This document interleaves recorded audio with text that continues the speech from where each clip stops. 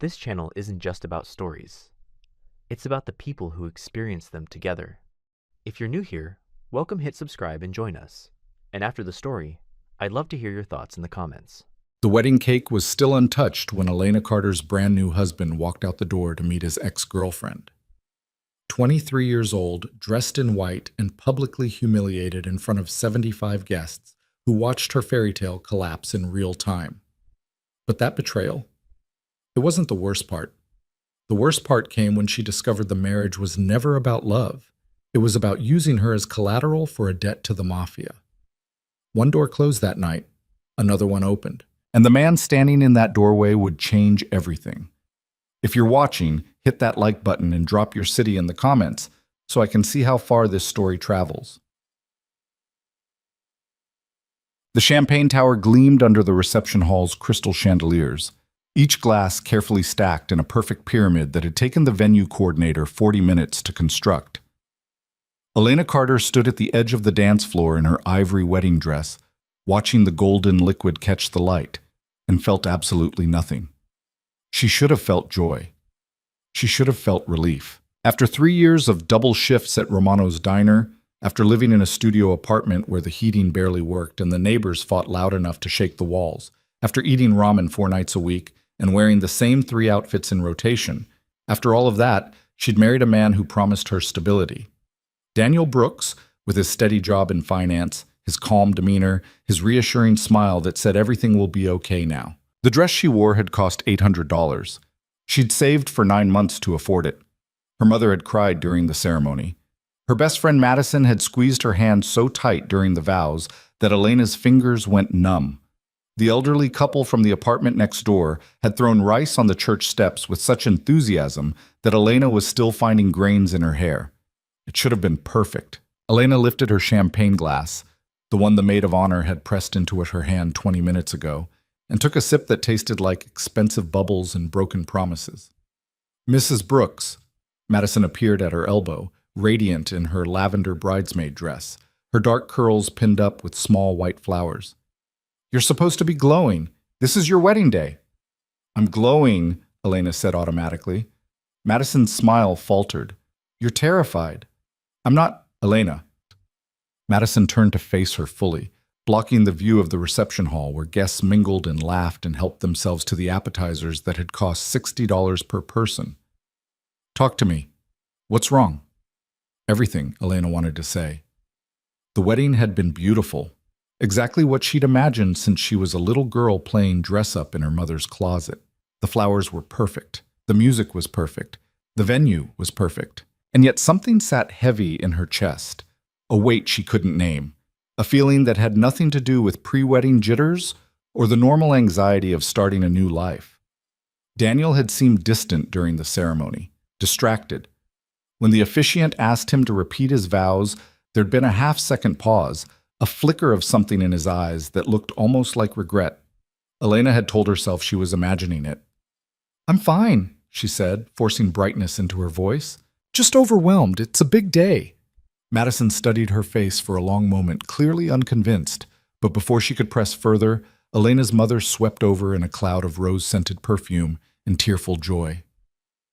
"My beautiful girl." Catherine Carter pulled Elena into a tight embrace, careful not to crush the delicate lace of the dress.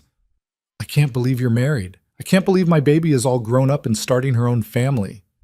"Mom, Daniel is such a good man, so responsible, so stable."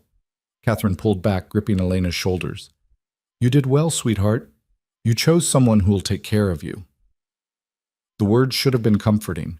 Instead, they felt like a cage door closing. Elena had met Daniel 14 months ago when he'd come into Romano's diner during the late shift.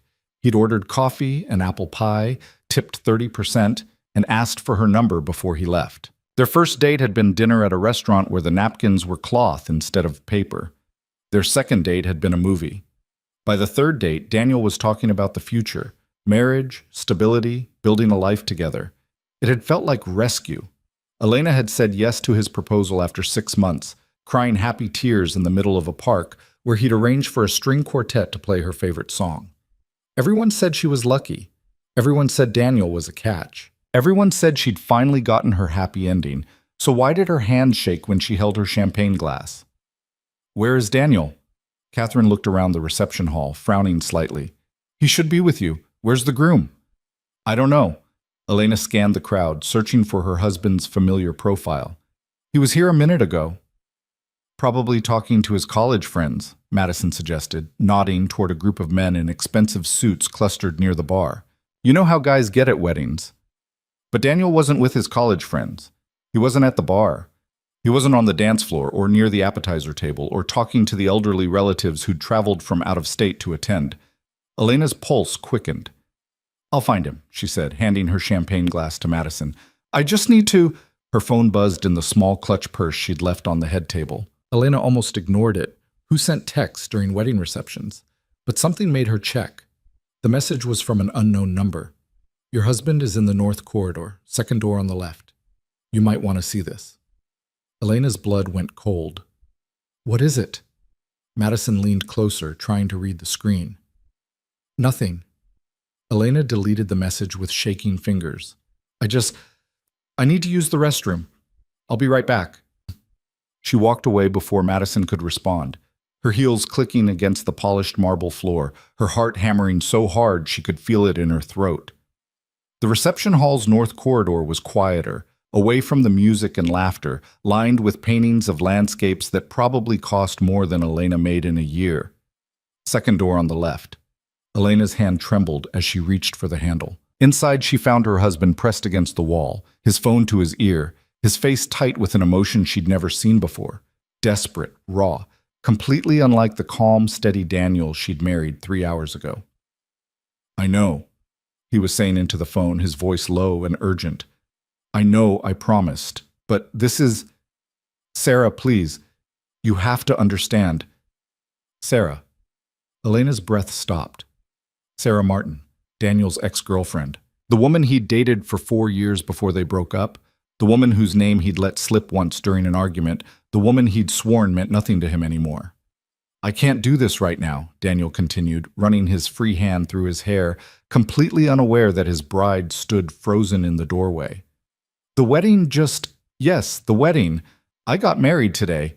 But that doesn't change... Elena's world tilted. That doesn't change how I feel about you, Daniel finished, his voice breaking. I never stopped loving you. The words hung in the air like poison. Elena must have made a sound, a gasp, a sob, something, because Daniel's head snapped up and his eyes went wide with panic. Elena! She didn't wait to hear the excuse. She turned and walked away, her vision blurring, her hands clenched so tight, her nails cut into her palms. Behind her, Daniel called her name, but she didn't stop. She couldn't stop. If she stopped moving, she would shatter into 1,000 pieces right there on the expensive marble floor. The reception hall suddenly felt too bright, too loud, too full of people who'd witnessed her vows and believed in her happiness. Elena pushed through the crowd, ignoring Madison's concerned shout, ignoring her mother's confusion, ignoring everything except the desperate need to get out, to breathe, to escape this nightmare that had somehow replaced her wedding day. She made it to the venue's grand entrance before her legs gave out. Mrs. Brooks? The voice came from her left, male, unfamiliar, with an accent she couldn't quite place. Elena looked up and found a man watching her from near the coat check, his presence so still and commanding that she wondered how she'd missed him before. He was tall, probably in his mid-30s, dressed in a charcoal suit that was clearly custom-made and cost more than most people's cars. Dark hair, darker eyes, and a face that could have been carved from stone, except for the slight concern in his expression as he studied her tear-streaked face. I'm fine, Elena managed, even though she very obviously wasn't. The man didn't move. You're leaving your own wedding reception. Her voice cracked. I need air. Your husband is still inside. The words were neutral, almost casual, but something in his tone suggested he knew exactly what had happened in that corridor. Elena's throat tightened. He's not... She stopped, unable to finish the sentence. He's not really my husband. He's not who I thought he was. He's not in love with me. The man stepped closer, moving with a predator's grace, and Elena's instincts screamed at her to run. There was something dangerous about him, something that didn't belong at a wedding reception full of accountants and suburban families. Adrian Salvatore, he said, offering his hand. I was invited by a business associate. I apologize for intruding on what's clearly a difficult moment. Elena stared at his outstretched hand, her mind struggling to process the situation. A business associate of Daniel's? That didn't make sense. Daniel worked in corporate finance. He knew analysts and investors, not men who looked like they'd stepped out of a crime thriller. Elena Carter, she said automatically, then winced. Brooks. Elena Brooks. Are you sure about that? Adrian's dark eyes held hers. Because from where I'm standing, that marriage looks like a mistake you're already regretting. The bluntness should have offended her. Instead, it felt like relief, like someone finally speaking the truth out loud. I don't know you, Elena whispered. No, Adrian agreed, but I know enough to recognize when someone needs help. And Mrs. Brooks, or Carter, if you prefer, you look like you could use some. Before Elena could respond, the reception hall doors burst open and Daniel appeared. His face flushed, his tie loosened, his expression a mixture of panic and guilt that confirmed everything Elena had feared. Elena, wait. He rushed toward her, reaching for her arm. Let me explain. Don't touch me. The words came out sharper than she'd intended, loud enough that several guests turned to stare. Daniel's hand dropped. That phone call, it wasn't... Sarah just... Don't. Elena's voice shook. Don't lie to me. Not now. Not after I heard you tell her you still love her. The color drained from Daniel's face. You married me today, Elena continued, her voice rising despite her efforts to stay calm. 3 hours ago, you stood in front of our families and friends and promised to love me. And then you took a phone call from your ex-girlfriend in the middle of our wedding reception and told her nothing's changed. It's not like that. Then what's it like, Daniel? Elena's hands were shaking so badly she had to clasp them together. Explain it to me. Make me understand why my husband spent our wedding day telling another woman he loves her. Daniel opened his mouth, closed it, opened it again. Around them, wedding guests had started to gather, drawn by the commotion, their faces ranging from curious to concerned to uncomfortable. Elena saw her mother pushing through the crowd, saw Madison right behind her, saw the photographer lowering his camera with an expression that suggested he knew better than to capture this moment. I made a mistake, Daniel finally said, his voice barely audible. Marrying you. It was supposed to fix things, but fix what things? Elena demanded. Daniel's jaw worked. I owe some people money. A lot of money. And they told me if I got married, if I had someone who could... He stopped, realizing too late that he'd said too much. The world seemed to slow down. Elena heard her mother gasp, heard Madison swear under her breath, heard the whispers spreading through the crowd like wildfire. You married me because of a debt? Elena's voice came out flat, emotionless, her mind refusing to process what she was hearing. Because someone told you to. I thought I could make it work, Daniel said desperately. I thought maybe if we tried, if we gave it time. Who? The question came not from Elena, but from Adrian Salvatore, who'd remained silent throughout the confrontation, but now stepped forward with an authority that made Daniel flinch. Who told you to marry her? Daniel's face went pale. I can't. Answer the question. Something in Adrian's tone made the hair on the back of Elena's neck stand up. This wasn't a concerned wedding guest. This wasn't a casual business associate. This was someone used to asking questions and getting answers, someone who didn't make requests so much as give commands. The Moretti family, Daniel whispered.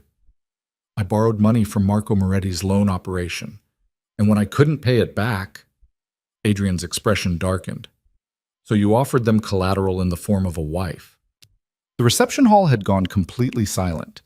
Somewhere in the background, the wedding playlist continued playing, a cheerful pop song that clashed grotesquely with the scene unfolding in the entrance. Elena couldn't breathe, couldn't think. The words were bouncing around in her head: collateral, debt, Moretti family. But none of them made sense. This was her wedding day. This was supposed to be the beginning of her new life. This was supposed to be her escape from poverty and struggle and endless double shifts. I'm sorry, Daniel said, and he actually sounded sincere, which somehow made it worse. "I'm so sorry, Elena. I never meant for it to go this far. I thought I could find another way to pay them back, but the interest kept growing, and they kept pressuring me, and when they suggested marriage as a guarantee—" "Get out!" Elena's voice was quiet but cutting. "Get out of my sight before I do something we'll both regret. Elena, please. Now!" Daniel stumbled backward, startled by the force of her anger, and then he turned and practically ran back into the reception hall, leaving Elena standing in the entrance with 75 guests staring at her like she was a car crash they couldn't look away from. Her mother reached her first, wrapping her arms around Elena with a strength that belied her small frame.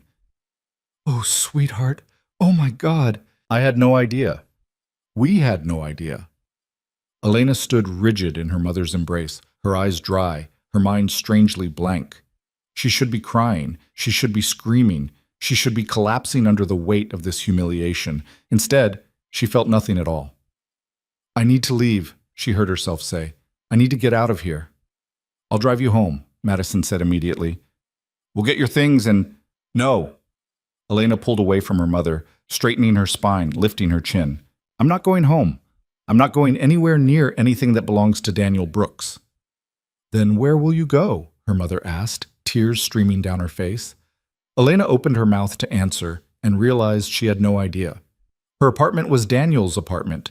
She'd moved in with him 6 months ago when her lease expired. Her savings account was nearly empty after paying for the wedding.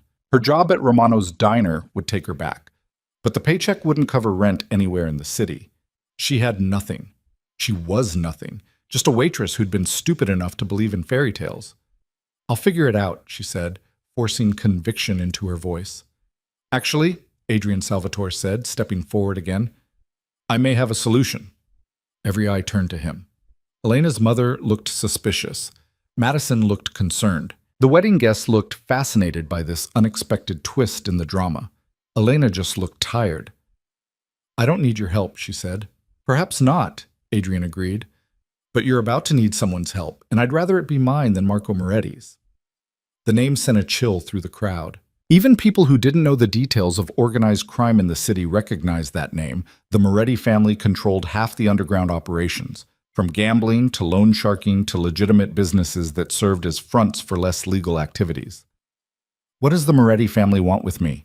Elena asked, though part of her already knew the answer. Adrian's expression was grave.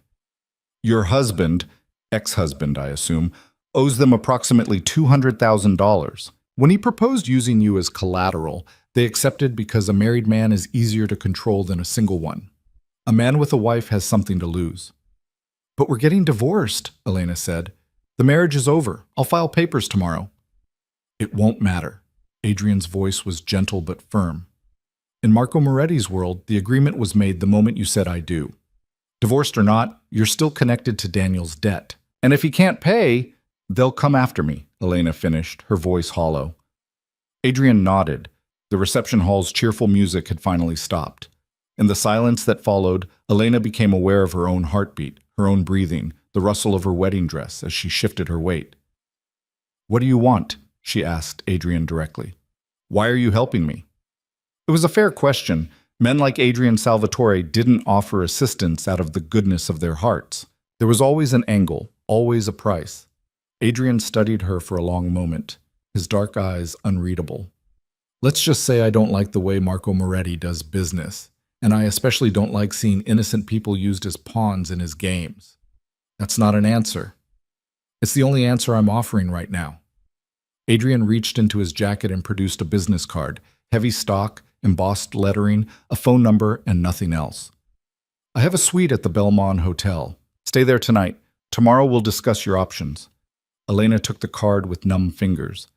"And if I refuse?" "Then you'll spend tonight looking over your shoulder, wondering when Marco's people will show up to remind you of your husband's obligation." Adrian's voice remained calm, almost conversational. "The Morettis aren't known for their patience, Mrs. Brooks, or their mercy." "It's Carter," Elena corrected automatically. "Elena Carter. I'm taking my name back."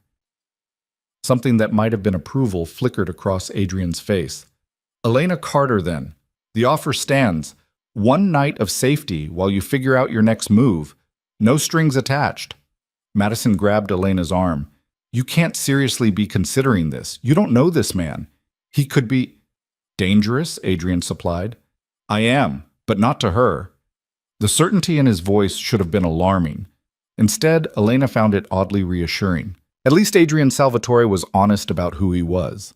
Unlike Daniel, who'd hidden behind smiles and promises while selling her out to loan sharks. I'll go, Elena said, making the decision before she could second-guess herself. But just for tonight. Tomorrow I'll figure something else out. Her mother made a distressed noise. Elena, sweetheart, you can stay with me and lead Marco Moretti's people straight to your door? Elena shook her head. No, I'm not putting you in danger because of Daniel's mistakes. But, Mom. Elena took her mother's hand, squeezing gently. I'll be fine. I promise. I just need tonight to think. It was a lie, and they both knew it. Elena had no idea if she'd be fine. She had no idea what tomorrow would bring, or how she'd extract herself from the nightmare her wedding day had become. But she knew she couldn't stay here, surrounded by the wreckage of her fairy tale, wearing a dress that cost $800 and represented 9 months of dreaming about a future that never existed. I'll get your things from the hotel room, Madison said quietly, referring to the suite Daniel had booked for their wedding night. Your phone charger, your clothes. Burn the dress, Elena interrupted. I never want to see it again. Madison's eyes filled with tears, but she nodded. Adrian had already moved toward the entrance, clearly expecting Elena to follow. She took one last look at the reception hall, at the untouched champagne tower, at the guests who'd witnessed her humiliation, at the decorations that had cost so much and meant so little. Then she walked away. The night air hit her like a slap, cold and sharp after the warmth of the reception hall. Elena's breath formed clouds in front of her face. She was still wearing her wedding dress, still had flowers pinned in her hair, still looked like a bride except for the mascara she could feel running down her cheeks. A black car waited at the curb, sleek, expensive, the kind of vehicle that cost more than Elena would make in 5 years of waiting tables. The driver opened the door without being asked, his expression carefully neutral as he took in Elena's appearance. Adrian gestured for her to enter. After you. Elena hesitated on the threshold, her hand gripping the doorframe. This was insane. She was getting into a car with a stranger who'd just admitted to being dangerous. She was trusting a man she'd met 10 minutes ago over her own judgment. But what choice did she have? She climbed into the car. The interior smelled like leather and something else. Cologne, maybe? Or just the scent of money? Adrian settled into the seat across from her, maintaining a respectful distance. His posture relaxed, but his eyes sharp. The Belmond Hotel, he told the driver. Suite 4200. The car pulled away from the curb smoothly, leaving the venue behind. Through the window, Elena watched the building shrink into the distance, watched the lights fade, watched her wedding day disappear into the rearview mirror. You're handling this remarkably well, Adrian observed. Elena laughed, the sound harsh and broken. Am I? Because I feel like I'm about 5 seconds away from a complete breakdown. And yet you're not breaking down. You're thinking, planning. That's smart. Smart would have been not marrying a man who saw me as collateral for a loan shark debt. You couldn't have known, Adrian said quietly. Daniel hid his situation well. Too well. How do you know so much about it? Elena turned to face him fully. About Daniel's debt, about the Moretti family. Who are you really, Mr. Salvatore? Adrian's smile was thin. I'm someone who makes it my business to know things, especially things that happen in my city. Your city? I have certain interests here, investments, operations that require me to stay informed about who owes what to whom.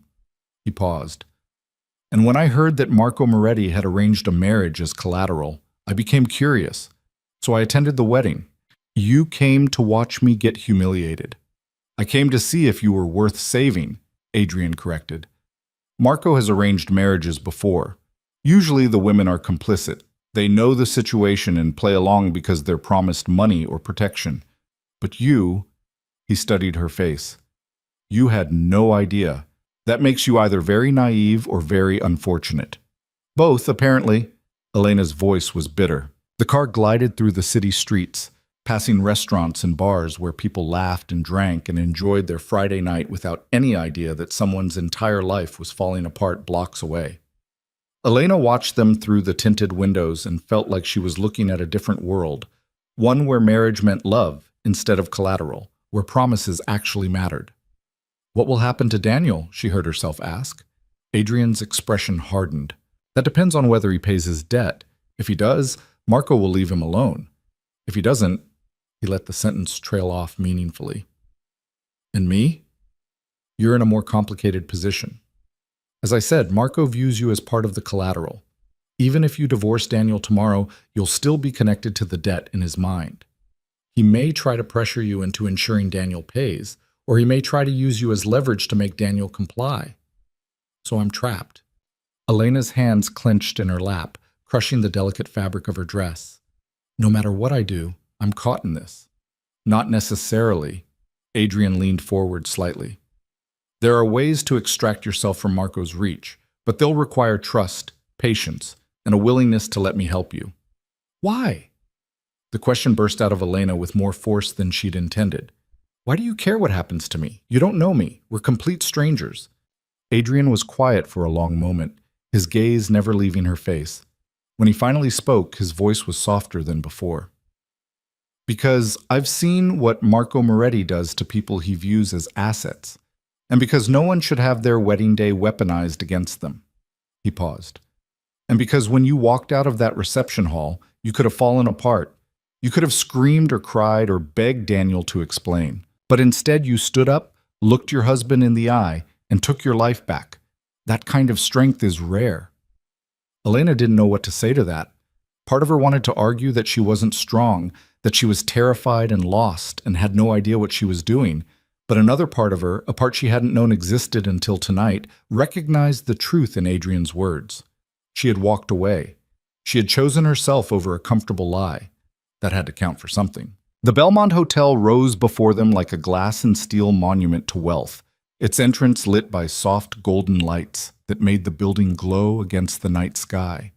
The driver pulled up to the curb where a doorman immediately stepped forward to open Elena's door.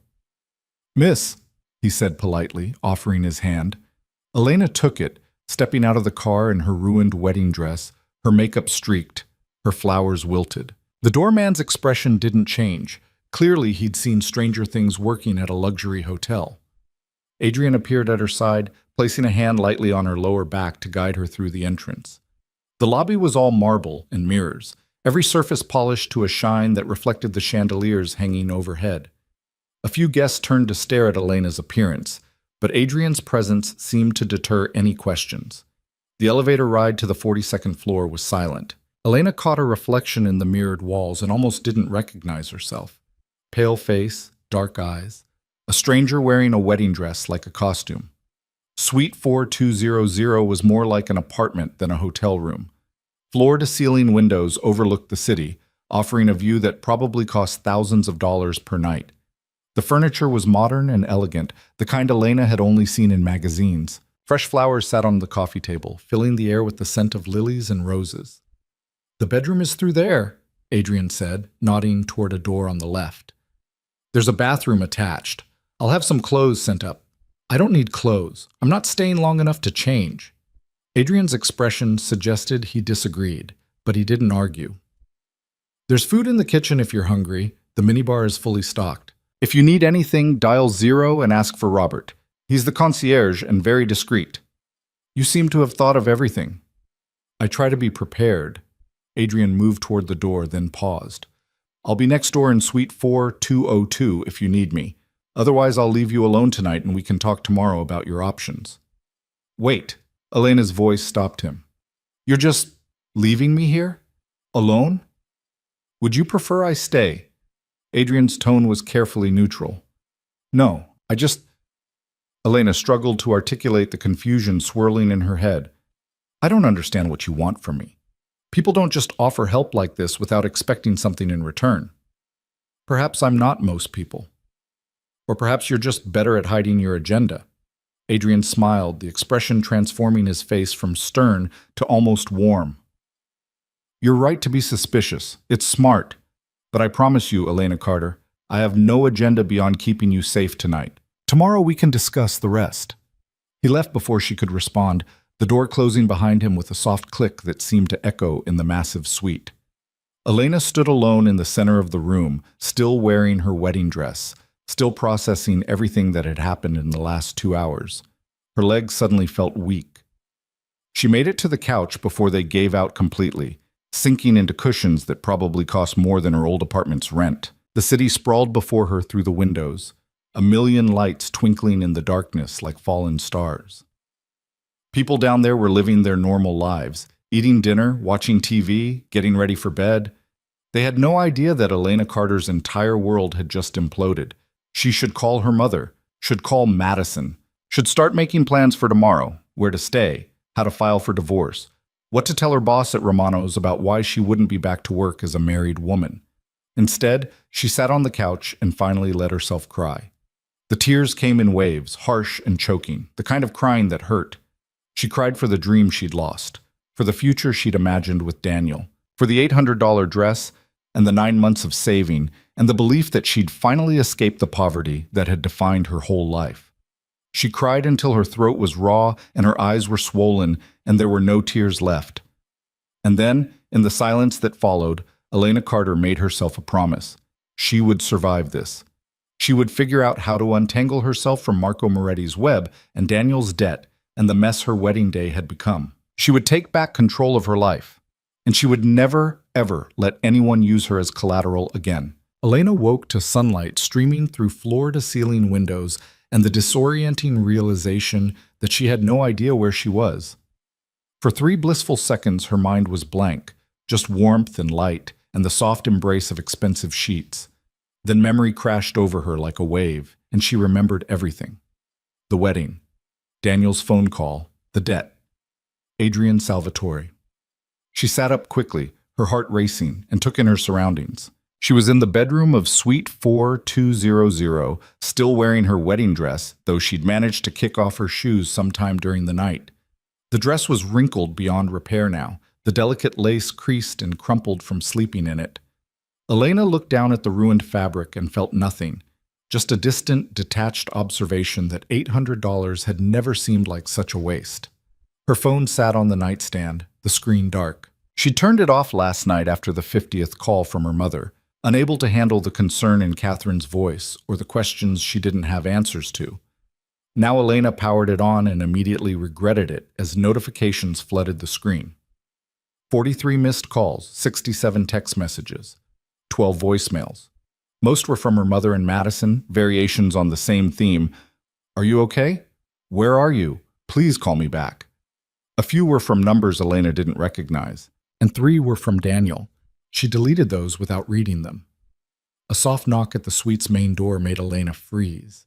She sat perfectly still, barely breathing, until a woman's voice called out, "Ms. Carter, I'm Jennifer from the hotel concierge service. Mr. Salvatore asked me to bring you some clothes and breakfast. May I come in?" Elena climbed out of bed, her muscles stiff from tension and sleeping in an awkward position. She caught sight of herself in the mirror and winced, mascara-stained face, hair a tangled mess, the wedding dress hanging off one shoulder. She looked like the aftermath of a disaster. "Just a moment," she called, trying to smooth her hair into something less catastrophic. When she opened the door, Jennifer stood waiting with a rolling cart laden with covered dishes and several shopping bags bearing logos of stores Elena had only window shopped at. The woman was in her 30s, dressed in the hotel's crisp uniform, and her expression remained professionally neutral as she took in Elena's appearance. "Good morning, Miss Carter. May I set these up for you?" Elena stepped aside, letting Jennifer wheel the cart into the suite.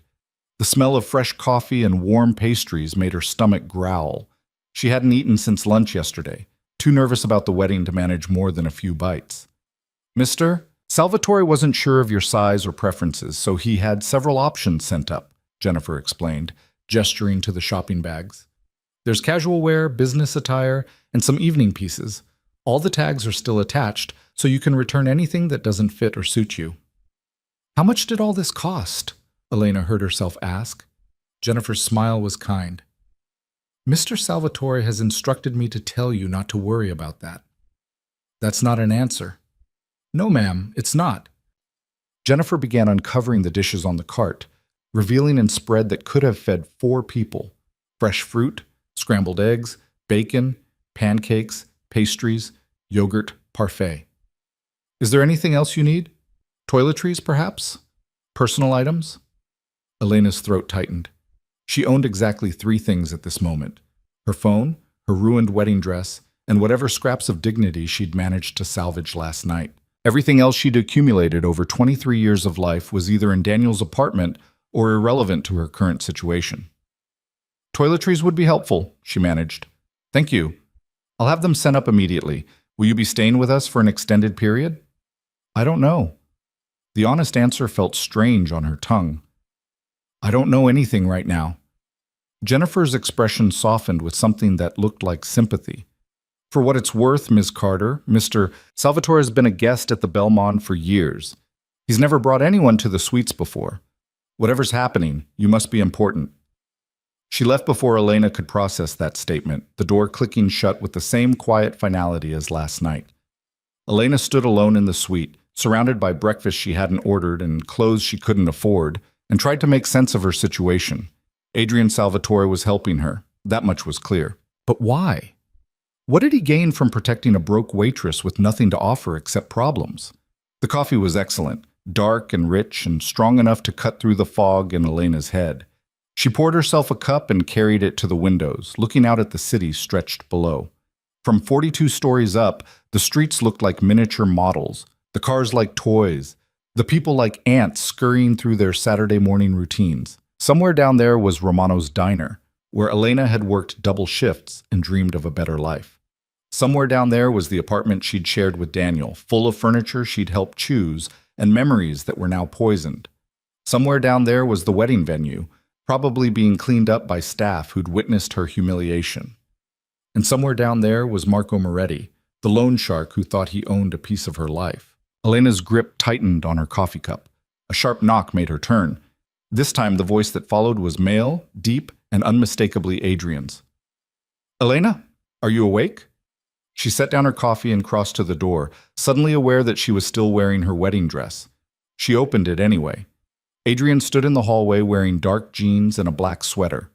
Casual clothes that somehow looked as expensive as his suit from last night. His dark eyes swept over her appearance, lingering on the wrinkled dress, but he didn't comment. You slept in it, he observed neutrally. I didn't have anything else to wear. I do now, apparently. Elena gestured to the shopping bags. Thank you for the clothes, and the breakfast, and the suite. I'll pay you back for all of this. With what money? The question wasn't cruel, just practical. Elena's jaw tightened. I'll figure it out. I'm sure you will. But that's not why I'm here. Adrian stepped into the suite without waiting for an invitation, moving with the casual confidence of someone who owned every space he entered. We need to discuss your situation. Specifically, we need to discuss Marco Moretti. What about him? He knows you're here. Elena's blood went cold. How? Marco makes it his business to know things. And when Daniel's brand new wife disappeared from her wedding reception in the company of one of Marco's competitors, that information traveled fast. Adrian settled onto the couch, completely at ease despite the tension radiating from Elena. He sent a message this morning. He wants to meet with you. To do what? Threaten me? Remind me that I'm collateral for my husband's debt? Ex-husband, Adrian corrected. I had my lawyer file divorce papers first thing this morning. They'll be served to Daniel by Monday. Elena stared at him. You what?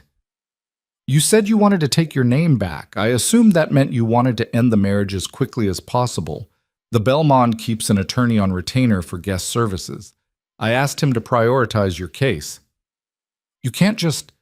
Elena struggled to find words. You can't make decisions like that without asking me. Would you have preferred to remain married to Daniel Brooks? That's not the point. The point is... She stopped, realizing she was arguing against her own interests. I don't like people making choices for me. Noted. Adrian's expression didn't change. The papers have been filed but not yet served. If you want to slow the process down, I can make a call. Elena took a breath, forcing herself to think clearly. No, file them. Get me out of that marriage. Done. Adrian pulled out his phone and typed something quickly. Now, about Marco's meeting request. I'm not meeting with him. That would be unwise. Marco doesn't accept refusal well. If you ignore him, he'll escalate. And trust me, you don't want to see what Marco Moretti considers escalation. Then what do you suggest? Elena's voice came out sharper than intended. That I walk into a meeting with a loan shark and politely explain that I'm not actually collateral for my husband's debt? No. I suggest you let me handle Marco while you stay here, safe and out of reach. Adrian's tone remained maddeningly calm. I've already sent word that you're under my protection. That should buy us some time. Your protection? Elena crossed her arms. And what exactly does that mean? It means Marco knows that touching you would be touching me. And Marco, for all his faults, isn't stupid enough to start a war he can't win. The casual way Adrian said it, a war, sent a chill down Elena's spine. Who are you really? And don't give me that vague answer about having interests in the city. Adrian studied her for a long moment, his dark eyes unreadable. When he finally spoke, his voice was measured. I run several businesses in this city. Some are legitimate: real estate, imports, a few restaurants. Others operate in areas the law doesn't always reach. I have people who work for me, people who owe me favors, and people who know better than to cross me. You're a criminal. I'm a businessman who understands that the world operates on more than just written laws. Adrian's expression didn't change. Does that bother you? It should have. Elena knew it should have terrified her that she was sitting in a hotel suite paid for by someone who just admitted to running illegal operations. But when she tried to summon fear or moral outrage, all she felt was a strange, detached curiosity. I don't know, she said honestly. Yesterday, I married a man who sold me out to loan sharks. My baseline for what's acceptable has shifted significantly. Something that might have been respect flickered across Adrian's face. Fair enough. So what happens now? I hide in this hotel room while you and Marco Moretti negotiate over my future like I'm a piece of property? No, you stay here while I make it clear to Marco that you're not property at all. You're a person under my protection, which means you're untouchable. Adrian leaned forward. But that protection only works if you trust me. If you run, if you try to handle this on your own, Marco will find you. And when he does, you'll have no leverage and no defense. And if I stay, what's my leverage then? Me. The single word carried absolute certainty. As long as you're under my protection, you have the weight of everything I've built behind you. Marco won't risk that for the sake of Daniel's debt. Elena wanted to argue, wanted to insist she could handle this herself, that she didn't need a dangerous stranger dictating the terms of her safety. But the truth was she had no idea how to navigate the world Adrian and Marco inhabited. She was a waitress who'd never broken a law more serious than jaywalking. She had no weapons, no connections, no power. All she had was Adrian's offer of protection, as unsettling as it was. How long, she asked. How long would I need to stay under your protection? Until we resolved the situation with Marco. A few weeks, maybe longer. And what do you expect from me in return? Adrian's expression shifted, becoming almost amused. You think I want something? Everyone wants something. You're not wrong.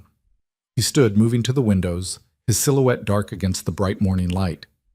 But what I want from you isn't what you're imagining. I don't want money you don't have. I don't want favors you can't provide. What I want is for Marco Moretti to understand that he can't use innocent people as pawns in his operations. That's altruistic for a criminal. I prefer to think of it as good business practice. Adrian turned to face her. Marco's tactics create instability. Instability is bad for everyone who operates in this city. By protecting you, I'm drawing a line, one that benefits all of us in the long run. It made a strange kind of sense. Though Elena suspected there were layers to Adrian's motivations she couldn't see yet. But she was tired of questions without answers, tired of feeling helpless, tired of being dependent on people who'd proven they couldn't be trusted. At least Adrian was honest about who he was. Okay, she said finally. I'll stay. For now. But I want to know what's happening every step of the way. No more decisions made without telling me. Agreed. Adrian moved toward the door. Get some rest. Change out of that dress. I'll handle Marco and update you this evening. Wait. Elena stopped him with a hand on his arm, surprised by her own boldness. Adrian's muscles tensed beneath her touch. and she pulled back quickly. Thank you. For this. For helping me when you didn't have to. Adrian's expression softened almost imperceptibly. You walked away from your own wedding rather than accept a lie. That takes courage. The least I can do is make sure that courage doesn't get you killed. He left, and Elena was alone again. She stood in the center of the suite for a long moment, processing everything, then made a decision. She stripped off the wedding dress, letting it pool on the floor like a shed skin, and stepped into the bathroom. The shower was marble and glass, the water pressure perfect, the toiletries high-end products she'd only seen in magazines. Elena stood under the hot spray until her skin turned pink, washing away the remnants of yesterday, the makeup, the hairspray, the illusions she'd carried down the aisle. When she emerged, wrapped in a robe that probably cost more than her weekly paycheck, she felt almost human again. The shopping bags contained exactly what Jennifer had promised: casual clothes, business attire, evening wear, all in her size. Elena selected jeans and a soft blue sweater, both simple enough to feel normal, but clearly expensive. She left the tags on, telling herself she'd return everything once this situation was resolved, though she had no idea how she'd manage that. Her phone buzzed with a new message. Madison. Please tell me you're okay. Your mom is freaking out. I told her you're safe, but she needs to hear from you. Elena typed back quickly. I'm fine. Staying at a hotel for now. We'll call soon. What hotel? Where are you? Elena hesitated, then decided against specifics. Somewhere safe. I promise I'll explain everything soon. 3 dots appeared, disappeared, appeared again. Finally, Daniel came by my apartment this morning looking for you. I told him to go to hell. Despite everything, Elena felt a smile tug at her lips. Thank you. He's called me 6 times. Won't stop saying he needs to explain. Block his number. Already did. Are you sure you're okay? You sound different. Elena looked at her reflection in the window. Hair damp, wearing clothes she couldn't afford. Standing in a hotel suite paid for by a man who'd admitted to running criminal operations. Madison was right. She was different. 24 hours ago, she'd been a waitress playing dress-up in a fairy tale.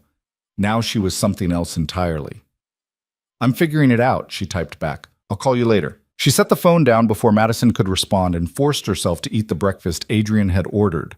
The food was excellent. The eggs perfectly fluffy. The fruit fresh and sweet. The pastries melt in your mouth, delicious.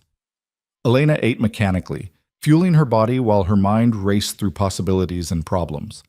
The morning stretched into afternoon.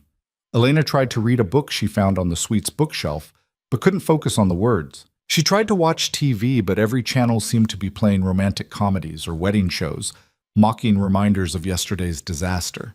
Finally, she settled for staring out the window and watching the city move below her, feeling disconnected from the world she'd inhabited just yesterday. Around 3 o'clock, another knock at the door announced Jennifer's return with more toiletries and a thoughtful addition, a laptop. Mr. Salvatore thought you might need this, Jennifer explained, setting up the computer on the suite's desk. It's already connected to the hotel's secure network. If you need anything else, just call down. Does Mr. Salvatore always think of everything? Elena asked. In my experience? Yes. Jennifer smiled. He's very thorough. After she left, Elena opened the laptop and found herself staring at the blank search bar, unsure what to look for. She typed in Marco Moretti and immediately regretted it as pages of search results appeared.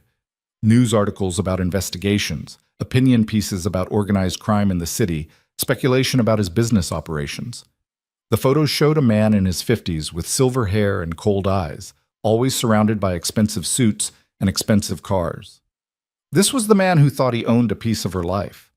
Elena closed the browser and opened a blank document instead. She started typing, not sure what she was writing at first, but gradually the words formed into a list. Things I know. 1. Daniel married me because he owed Marco Moretti money. 2. Marco considers me collateral for that debt. 3. Adrian Salvatore is protecting me from Marco. 4. Adrian runs criminal operations but claims to be drawing a line against Marco's tactics. 5. I have no money, no home, and no plan. Things I need to do. 1. File for divorce. Adrian's handling this. 2. Find a job. Can't go back to Romano's. Too easy for Marco to find me. 3. Find a place to live. Can't stay in this hotel forever. 4. Figure out how to extract myself from Marco's reach permanently. The last item felt impossible. How did someone like her, powerless, broke, completely out of her depth, escape the attention of a man like Marco Moretti? The answer, apparently, was to rely on someone even more dangerous. Elena's phone rang, the sudden sound making her jump. Unknown number. She almost didn't answer, but something made her slide the accept button. Hello? Elena Carter? A man's voice, smooth and cultured, with an undertone of steel. My name is Marco Moretti. I believe we need to talk. Every muscle in Elena's body tensed. How did you get this number? I make it my business to know how to reach people who interest me. And you, Ms. Carter, have become very interesting in the last 24 hours. I have nothing to say to you. On the contrary, I think we have a great deal to discuss. Your husband, ex-husband, Elena interrupted, channeling the same steel she heard in Marco's voice. The divorce papers are being filed. How efficient! Did Adrian arrange that for you? The casual use of Adrian's first name sent a chill down Elena's spine. What do you want, Mr. Moretti? The same thing I've always wanted, for Daniel Brooks to honor his debt. $200,000, plus interest. I'm a reasonable man, Ms. Carter. I'm willing to negotiate terms. I'm not responsible for Daniel's debt. Legally? Perhaps not. But you married him, which created certain obligations. Obligations I'm prepared to discuss if you'd agree to meet with me. I'm not meeting with you. Marco's laugh was soft and somehow more threatening than if he'd shouted. You think Adrian Salvatore can protect you forever? He's powerful, I'll grant you that. But power shifts. Alliances change, and eventually you'll find yourself alone and undefended. When that happens, I'll be waiting. Is that a threat? It's a fact. Marco's voice remained pleasant, conversational, as if they were discussing the weather instead of her safety. I'm a patient man, Ms. Carter. I can wait. But the interest on your husband's debt grows every day, and eventually someone will have to pay. Then go after Daniel. He's the one who borrowed from you. Daniel is broke and desperate. You, on the other hand, have the protection of a very wealthy man. That makes you far more valuable. Elena's grip tightened on the phone. I'm not negotiating with you. Not today, perhaps, but we'll talk again soon. Enjoy your stay at the Belmont, Ms. Carter. I'm sure the accommodations are excellent. He hung up before she could respond. Elena sat frozen, the phone still pressed to her ear, her heart hammering so hard she could feel it in her throat. Marco knew where she was. He knew she was at the Belmont. He knew about Adrian's protection and didn't seem particularly concerned by it. She needed to tell Adrian. Elena grabbed her room key and walked out into the hallway, her bare feet silent on the plush carpet.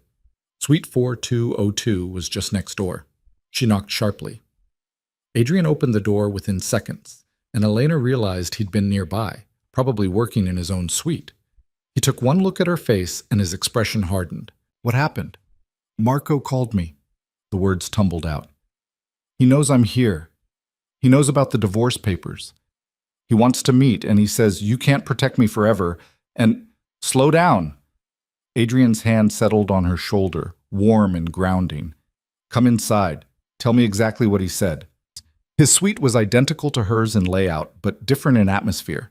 There were files spread across the desk, a laptop open and displaying what looked like financial documents, evidence of actual work being done rather than just hiding. Adrian guided her to the couch and sat across from her, his full attention focused on her face. Elena repeated the conversation as precisely as she could remember, watching Adrian's expression grow progressively darker. He's testing boundaries, Adrian said when she finished, seeing if he can shake your confidence in my protection. Is he right? That you can't protect me forever? No one can promise forever, but I can promise that as long as you're under my protection, Marco won't touch you. He's posturing, trying to make you afraid enough to negotiate with him directly. Mission accomplished. I'm terrified. Adrian's expression softened fractionally. That's smart. Fear keeps you careful. But don't let it make you stupid. Marco wants you panicked and alone. That's when people make mistakes. So what do I do? You stay here. You stay close. And you trust that I know how to handle men like Marco Moretti. Adrian leaned forward, his dark eyes intense. This isn't the first time someone's tried to use an innocent person as leverage against me. It won't be the last, but I've never lost anyone under my protection, and I don't intend to start now. The certainty in his voice should have been reassuring. Instead, it raised more questions. Why do you care so much? I know what you said about drawing lines and business stability, but there has to be more to it than that. Adrian was quiet for a long moment, his gaze steady on her face. When he finally spoke, his voice was carefully neutral. When I was younger, someone I cared about was used as collateral in a business deal. I wasn't powerful enough then to protect them. By the time I had the resources to try, it was too late. What happened to them? They disappeared. I never found out if they ran, or if they were killed, or if they simply chose to vanish rather than live with the weight of someone else's debt. Adrian's jaw tightened. I swore then that if I ever had the power to prevent that from happening to someone else, I would. Elena studied his face, seeing past the cold exterior to something rawer underneath. Old pain, old guilt, the kind that never fully healed. I'm sorry. Don't be. It was a long time ago. Adrian stood, his walls rebuilding almost visibly. But it's why I meant what I said last night. No one should have their life weaponized against them, especially not someone who did nothing except trust the wrong person. I trusted Daniel, which makes you human, not stupid. Daniel lied skillfully. You couldn't have known. The absolution felt unearned, but Elena found herself accepting it anyway. She was tired of carrying the weight of Daniel's deception on top of everything else. What happens next? She asked. I meet with Marco. Make it clear that you're permanently off limits. He'll bluster and threaten, but ultimately he'll accept it because the alternative is a conflict he can't afford. And Daniel's debt? That's Daniel's problem now. You're divorced, or you will be soon. Whatever agreement Marco thought he had regarding you dies with the marriage. It sounded simple when Adrian said it. Elena wished she could believe it would actually be that straightforward. Thank you, she said quietly, for explaining, for protecting me, for all of this. Thank me when it's over. Adrian walked her to the door. Until then, stay in the suite. Don't answer calls from numbers you don't recognize. And if Marco contacts you again, tell me immediately. Elena nodded and returned to her own suite, locking the door behind her with hands that still shook slightly. The afternoon faded into evening. Elena ordered room service. She was getting better at accepting Adrian's help, or at least at not fighting every gesture, and tried to distract herself with a movie. But her mind kept returning to Marco's phone call, to the smooth threat in his voice, to the promise that he was patient and willing to wait. Around 9 o'clock, her phone buzzed with a text from Adrian. Meeting with Marco scheduled for tomorrow. Stay inside until I return. Elena typed back, be careful. The response came quickly. Always am. She tried to sleep but couldn't, her mind racing through scenarios and possibilities. What if Marco didn't accept Adrian's protection? What if Daniel did something desperate to try to pay his debt? What if Adrian's power wasn't enough to keep her safe? Finally, around midnight, exhaustion pulled her under into restless dreams of wedding dresses and loan sharks and a man with dark eyes who promised protection she wasn't sure she believed in. When she woke Sunday morning, sunlight was streaming through the windows again, and her phone showed a new message from Adrian, sent at 6 a.m. Meeting moved to today. Should be back by afternoon. Don't worry. The last two words felt almost laughable. Don't worry. How was she supposed to not worry when her entire future depended on a confrontation between two dangerous men, neither of whom she truly understood? Elena spent the morning pacing the suite, drinking too much coffee, checking her phone every 5 minutes for updates that didn't come. Noon passed. 1 o'clock. 2 o'clock. Still nothing from Adrian. At 3:30, someone knocked on her door. Elena approached cautiously, checking the peephole. A man she didn't recognize stood in the hallway, early 20s, dressed in casual clothes, his expression neutral. Not hotel staff. Not anyone she knew. Ms. Carter? He called through the door. Mr. Salvatore sent me. I'm supposed to escort you downstairs. Every instinct Elena had screamed danger. Adrian didn't tell me about this. He couldn't. The meeting ran long and his phone died. He asked me to bring you to him. Where? The parking garage, level 3. Absolutely not. Elena backed away from the door. Tell him to come up here himself. Ma'am, he really needs you to come with me. It's important. Elena pulled out her phone and dialed Adrian's number. It went straight to voicemail. She tried again. Same result. Her hands started shaking. Miss Carter, please. Mr. Salvatore is waiting. Something in the man's tone had shifted. Less polite. More insistent. Elena's pulse quickened. This was wrong. Everything about this was wrong. She backed further into the suite, her mind racing. Call hotel security. Lock the door. Don't go anywhere with this stranger. But before she could act, the door burst open. The man had somehow gotten through the electronic lock, and he was inside, moving fast, his hand reaching for her arm. Elena screamed. The scream tore from Elena's throat before conscious thought, raw and terrified, echoing through the suite and into the hallway beyond. The man lunged forward, his hand closing around her wrist with bruising force, but Elena twisted away with a strength born of pure panic. She grabbed the nearest object, a heavy glass vase from the side table, and swung it hard. The vase connected with the man's shoulder, shattering into glittering pieces. He staggered back with a curse, and Elena bolted toward the bedroom, slamming the door behind her and throwing the lock. Her hand shook so violently she could barely grip her phone as she dialed hotel security. This is Elena Carter in Suite 4200, she gasped when someone answered. There's an intruder in my room. Send help now. Ma'am, stay calm. Security is on the way. Through the door, Elena could hear the man cursing, could hear him testing the handle. The bedroom lock was flimsy. It wouldn't hold long. She looked around desperately for something to use as a weapon and settled for a heavy table lamp, unplugging it and gripping it like a club. Miss Carter, don't make this harder than it needs to be, the man called through the door. His voice had lost all pretense of politeness.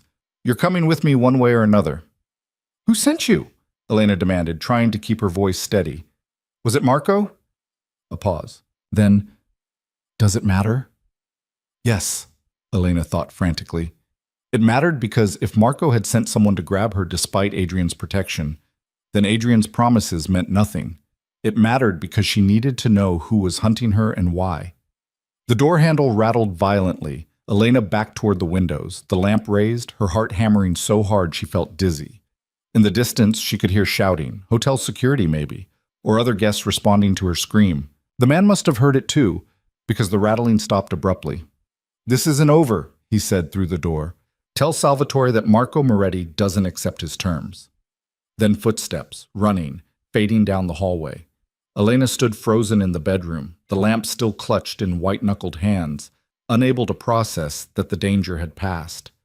When the knock came at the suite's main door 30 seconds later, she nearly screamed again.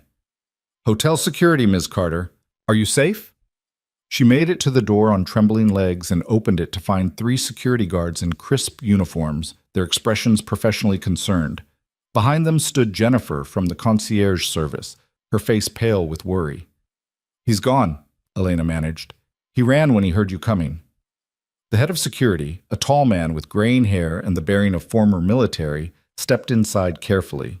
Can you describe him? Elena did, her voice shaking, while 2 guards searched the suite and confirmed the intruder had fled. The broken vase glittered on the floor like scattered diamonds, water seeping into the expensive carpet. We're reviewing security footage now, the head guard said. Do you know why someone would target you? How did she answer that? Because her ex-husband owed money to the mob? Because a loan shark considered her collateral? Because she'd gotten tangled up in a world she didn't understand with people who played by rules she'd never learned? It's complicated, Elena said finally. I need to speak with Adrian Salvatore. He's in Suite 4202. Mr. Salvatore left the hotel this morning for a meeting. He hasn't returned yet. The words sent fresh fear through Elena's chest. Adrian should have been back by now. His meeting with Marco was supposed to happen this afternoon, and it was nearly 4 o'clock. Where was he? I need you to call him, Elena said urgently. Tell him what happened. Tell him someone just tried to kidnap me from his hotel. Jennifer stepped forward. I'll try his cell phone right now. But when she dialed, the result was the same as Elena's earlier attempt, straight to voicemail. Jennifer's frown deepened. That's unusual. Mr. Salvatore always keeps his phone on. Unless he couldn't, Elena thought. Unless something had gone wrong at the meeting with Marco. Unless Adrian was in trouble and couldn't help her because he needed help himself. "I want this floor locked down," the head of security said into his radio. "No one gets to the 42nd floor without my authorization. And get me the footage from the north stairwell for the last 30 minutes. He turned back to Elena. "Ms. Carter, I'm going to recommend you move to a different suite, just as a precaution." "No." The word came out sharper than Elena intended. "I'm not hiding in another room waiting for Marco's next attempt. I need to find Adrian." "Ma'am, with all due respect, that's not advisable." "I don't care if it's advisable." Elena's fear was crystallizing into something harder, something closer to anger. "Someone just broke into my room and tried to take me, and the only person who can help me is missing, so either you help me find him, or I go looking myself." The security chief exchanged glances with Jennifer, who gave a small nod. "I know where Mr. Salvatore was meeting," Jennifer said quietly. "The Continental Club downtown. It's a private establishment, very exclusive. If he's still there, we might be able to reach him." "Then let's go," Elena said. "Uspases." "Carter, I really must insist that you stay here where it's secure." "The Belmont wasn't secure enough to keep an intruder out of my room," Elena interrupted. "So either the security here isn't as good as advertised, or Marco Moretti has people inside this hotel who can override electronic locks. Either way, staying here feels like waiting to be grabbed." The logic was sound, even if born of panic and desperation. The security chief's jaw tightened, but he nodded reluctantly. "I'll escort you myself," he said. "But we do this my way. You stay close, you follow my instructions, and if I say we abort, we abort. Understood?" "Understood." 20 minutes later, Elena sat in the back of a hotel car with the security chief, his name was Marcus, driving and Jennifer in the passenger seat making calls to the Continental Club. Elena had changed into jeans and a dark jacket from the clothes Adrian had provided, practical clothing that wouldn't slow her down if she needed to run. The thought that she might need to run made her stomach clench. The city looked different from street level than it had from the 42nd floor. Down here, the streets were crowded with Sunday afternoon traffic, people going about their normal lives, completely unaware that Elena's world was fracturing. They passed coffee shops and bookstores, parks where children played, restaurants with outdoor seating where couples laughed over late lunches. Elena watched it all through the tinted window and felt like she was looking at a life she'd lost access to.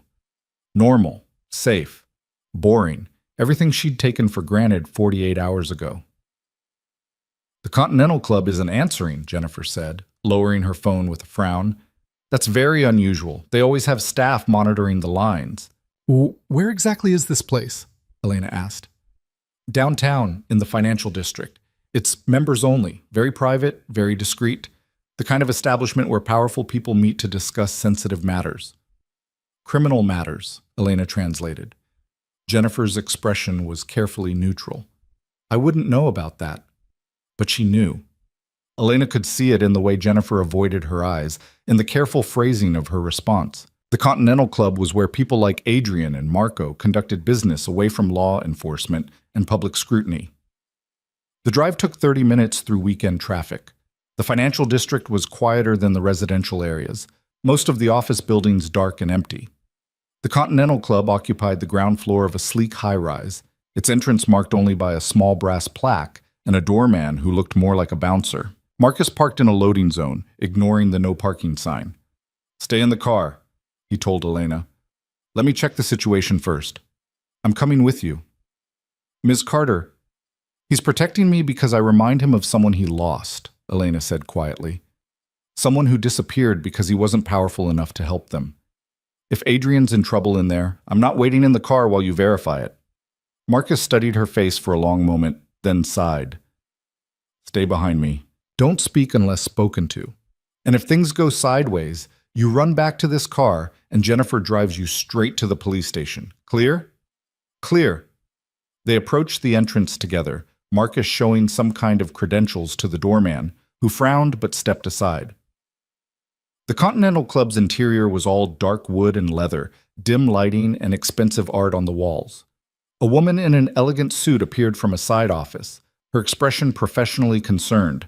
"I'm sorry, but we're closed for a private event today," she said smoothly. I'm looking for Adrian Salvatore, Marcus said. He had a meeting here this afternoon. I'm not at liberty to discuss our members' activities. This isn't a request. Marcus's voice hardened. Mr. Salvatore's associate was just attacked at the Belmont Hotel. If he's here, I need to speak with him immediately. The woman's composure cracked slightly. Attacked? Someone tried to kidnap her from a secured floor. Now, where is Adrian Salvatore? A man's voice answered from deeper in the club. He's gone. Elena turned to find a stranger emerging from the shadows. Mid-40s, expensive suit, cold eyes that swept over her with calculating interest. Something about his demeanor reminded her of the photos she'd seen online. Marco Moretti, she said, and it wasn't a question. Miss Carter, how unexpected to meet you in person. Marco moved closer with the confidence of a man who knew he was untouchable in his own territory. And how unfortunate about the incident at your hotel. These things happen when people don't accept reasonable terms. You sent that man to grab me. I sent a messenger to invite you to a conversation. If he overstepped his instructions, I apologize. Marco's tone suggested he wasn't apologizing at all. But perhaps this demonstrates the precarious nature of your situation. Adrian Salvatore's protection is valuable, certainly, but it can't shield you everywhere, all the time. Where is he? Elena demanded, fear sharpening into anger. Where's Adrian? He left approximately 2 hours ago. Our meeting concluded and he departed. I assume he returned to the Belmont. He didn't. Marcus stepped forward, positioning himself slightly between Elena and Marco. His phone is off. The hotel hasn't heard from him. What happened at this meeting? Marco's expression remained pleasant, but something dangerous flickered in his eyes. We had a business discussion. It became somewhat heated. Mr. Salvatore made his position clear regarding Miss Carter, and I made mine equally clear. When we reached an impasse, he left. An impasse, Elena repeated. What kind of impasse? The kind where he insists you're untouchable, and I insist that your ex-husband's debt requires resolution. Marco smiled, the expression not reaching his eyes. Daniel Brooks borrowed $200,000 from me. He promised repayment using his marriage as collateral. The marriage exists. Divorce papers don't change what's already been agreed to. That's not how the law works. I don't operate according to the law, Ms. Carter. I operate according to agreements. And Daniel agreed that if he couldn't repay his debt, I could collect from his assets. You became an asset the moment you said, I do. The casual way he said it, an asset, made Elena's skin crawl. I'm a person, not property. In my world, the distinction is academic. Marco's gaze shifted to Marcus. Now, I've been remarkably patient with this intrusion, but my patience has limits. I suggest you escort Ms. Carter back to her hotel before this conversation becomes less cordial.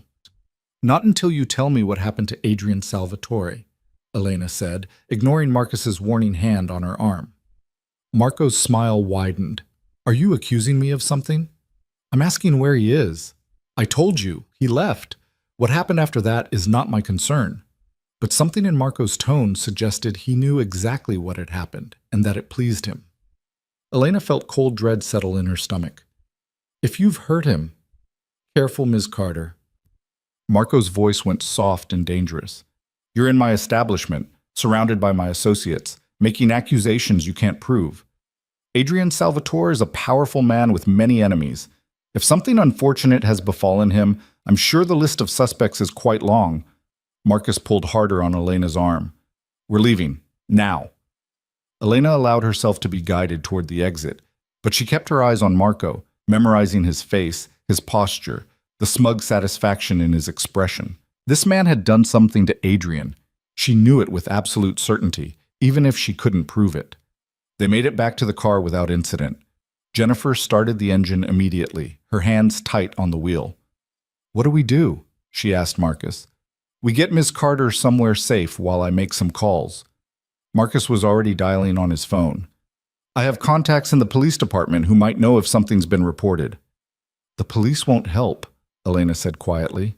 Adrian told me he operates in areas the law doesn't reach. If Marco did something to him, it won't be anything the police can trace back. Then what do you suggest? Elena stared out the window at the city passing by, her mind racing. Adrian had people who worked for him. He'd said so himself, people who owed him favors, people who knew better than to cross him. If he was in trouble, those people would want to know. They'd want to help. "Take me to Adrian's businesses," she said. "The legitimate ones, his restaurants, his real estate offices, somewhere his employees would be on a Sunday." "Miss Carter, I'm not sure that's wise. Adrian told me he has people, people who work for him, people who are loyal to him. If he's missing, they need to know. And they might have resources we don't." Marcus exchanged glances with Jennifer, who nodded slowly. "There's a restaurant," Jennifer said. "Salvatore's. It's one of Mr. Salvatore's properties, upscale Italian, very popular. They're open for Sunday dinner service." "Then go there." The restaurant was in a trendy neighborhood Elena had only read about in the city magazine. Expensive boutiques, art galleries, the kind of place where entrees cost more than she used to make in a day. Salvatore's occupied a corner building with floor-to-ceiling windows and elegant lighting that made the interior glow. Marcus parked across the street and turned to face Elena. "Let me handle this." "You wait here." "No." Elena was already opening the door. "Adrian's missing because he was protecting me. The least I can do is help find him." She crossed the street before Marcus could argue, pushing through Salvatore's front door into warmth and the rich smell of garlic and wine. The restaurant was beautiful, exposed brick walls, dark wood tables, candles flickering in glass holders. A hostess in a crisp white shirt looked up with a professional smile. "Good evening. Do you have a reservation?" "I need to speak to the manager," Elena said. "It's about Adrian Salvatore." The hostess's smile faltered. "I'm sorry, Mr. Salvatore doesn't typically... He's missing." Elena kept her voice low but urgent. "He went to a meeting with Marco Moretti this afternoon, and he hasn't come back. His phone is off. No one can reach him. I need to talk to whoever's in charge here." The hostess's professional composure cracked completely. She picked up a phone and spoke quietly, and within 30 seconds a man emerged from the back, mid-30s, dark hair, wearing chef's whites with an edge of authority that suggested he ran more than just the kitchen. "I'm Vincent Russo," he said, his eyes sharp as they assessed Elena. "You said something about Adrian being missing." Elena explained quickly, the meeting with Marco, Adrian's failure to return, the attack at the Belmond, Marco's smug satisfaction when she'd confronted him at the Continental Club. Vincent's expression grew progressively darker. "Marco sent someone after you?" he demanded. "He claims it was just a messenger who overstepped, but yes," Vincent swore under his breath in Italian. "Come with me." He led Elena and Marcus through the restaurant to a private office in the back, already pulling out his phone. "Adrian's been good to me, gave me this restaurant when I had nothing. If Marco's done something to him..." He didn't finish the sentence, just started making calls. Elena listened as Vincent contacted a series of people, speaking in rapid Italian and English, describing the situation in terse phrases. Each call seemed to trigger more calls, a network of contacts lighting up like a web. Within 20 minutes, Vincent had assembled a picture. "Adrian left the Continental Club at 2:15, he reported. "One of my guys saw his car head south toward the warehouse district. It never made it back to the Belmond." "The warehouse district," Elena repeated. "Why would he go there?" "He owns some properties down there, storage facilities, import operations." Vincent's jaw tightened. "But it's also where Marco conducts business he wants kept quiet. If Adrian went there and didn't come back..." The implication hung heavy in the air. "We need to check those warehouses," Elena said. "No." Vincent's voice was firm. "You need to stay somewhere safe while I send people to look. Adrian's missing because of me, because he was protecting me from Marco. I'm not sitting in a hotel room while other people risk themselves to find him. Ms. Carter, Elena." She met Vincent's eyes steadily. "My name is Elena, and I'm going to help find Adrian whether you assist me or not. So you can either waste time arguing with me, or you can accept that I'm coming and plan accordingly." Vincent studied her for a long moment, then sighed. "Adrian said you had courage. I see what he meant." He turned to Marcus. "Can you get her a vest?" "A vest?" Elena asked. "Bulletproof," Vincent clarified grimly. "If we're going into Marco's territory looking for Adrian, we go prepared." Marcus left to make arrangements while Vincent continued coordinating. Elena sat in the office chair, her hands clasped tight to keep them from shaking, and tried not to think about what they might find in those warehouses. Adrian could be hurt. He could be held hostage. He could be worse than that, the possibilities she refused to name but couldn't stop imagining. This was her fault. If she'd never married Daniel, never gotten tangled up in his debt, never needed Adrian's protection, but that line of thinking led nowhere useful. What mattered now was finding Adrian and getting him back. Marcus returned 20 minutes later with a bulletproof vest and a serious expression. "Are you absolutely certain about this?" Elena pulled the vest on over her jacket, the weight of it strange and terrifying. "Yes." "Then let's move. Vincent's people have narrowed it down to 3 possible warehouses. We'll check them systematically." They piled into 2 cars, Elena, Marcus, and Vincent in one, with 3 of Vincent's people following in a second vehicle. The drive to the warehouse district took them through neighborhoods that grew progressively rougher, buildings giving way to industrial facilities and empty lots. The first warehouse was dark and obviously abandoned, its windows broken, its gates chained shut. Vincent's people checked it anyway while Elena waited in the car, her nerves stretched to breaking. "Nothing," Vincent reported when they returned. "Let's try the next one." The second warehouse looked more promising, lights on in the back, a car parked near the loading dock. But when Vincent's team investigated, they found only a night watchman who insisted he'd been alone all evening and hadn't seen anyone matching Adrian's description. "One more?" Vincent said, but his voice carried doubt. The third warehouse sat at the edge of the district, backing up against the river. It was larger than the others, newer, with security cameras mounted on the corners and a heavy steel door at the entrance. Vincent pulled out his phone, checking something, then nodded. "This is one of Marco's properties. Adrian wouldn't come here voluntarily." "Unless he was following a lead," Elena said, "or unless Marco lured him here somehow."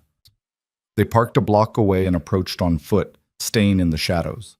The warehouse's security cameras swept in regular patterns, and Vincent timed their approach between sweeps with the precision of someone who'd done this before.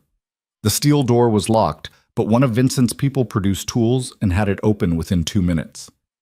They entered carefully, Vincent leading with a gun drawn, which made Elena's heart jump into her throat. This was real. This was dangerous. This was the world Adrian lived in, and she'd stumbled into it completely unprepared. The warehouse's interior was dim, illuminated only by emergency lighting near the exits. Stacks of crates rose like walls, creating a maze of corridors and dead ends. The air smelled of dust and oil, and something else. Something metallic that made Elena's stomach turn. "Blood." "Split up," Vincent whispered. "Check every section. If you find Adrian, signal immediately." Marcus kept close to Elena as they moved through the warehouse, checking behind crates and in storage areas. The silence was oppressive, broken only by their footsteps and the distant sound of the river lapping against the building's foundation. Then Elena heard it, a faint sound from deeper in the warehouse. A groan.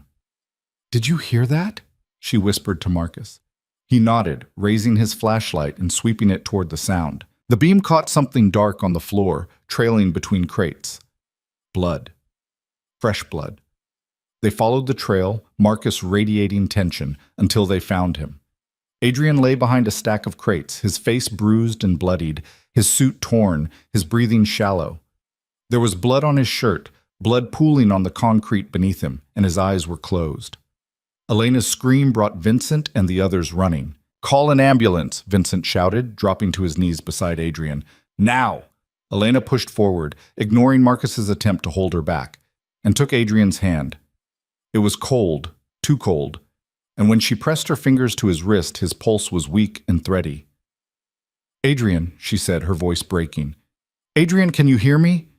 His eyes fluttered open, just barely, just enough for her to see recognition in their dark depths. "Elena," he managed, the word barely audible. "You're safe?" "I'm fine. I'm right here." Tears were streaming down her face now, hot and unchecked. "Just hold on. Help is coming." "Marco." Adrian's grip on her hand tightened fractionally. "He knows about Daniel. Don't talk. Save your strength." But Adrian kept going, forcing words through obvious pain. "Daniel set this up. The debt was a trap to get to you and to me." Elena's blood went cold. What? He's been working with Marco. From the beginning. Adrian's eyes closed again, his voice fading. The wedding, the debt, all of it. A setup. The words didn't make sense. Daniel had been terrified of Marco. Daniel had married her to use her as collateral. How could he have been working with Marco the whole time? Unless the fear had been an act. Unless everything had been an act. Stay with me, Elena begged, squeezing Adrian's hand. Please, you can't. You have to stay.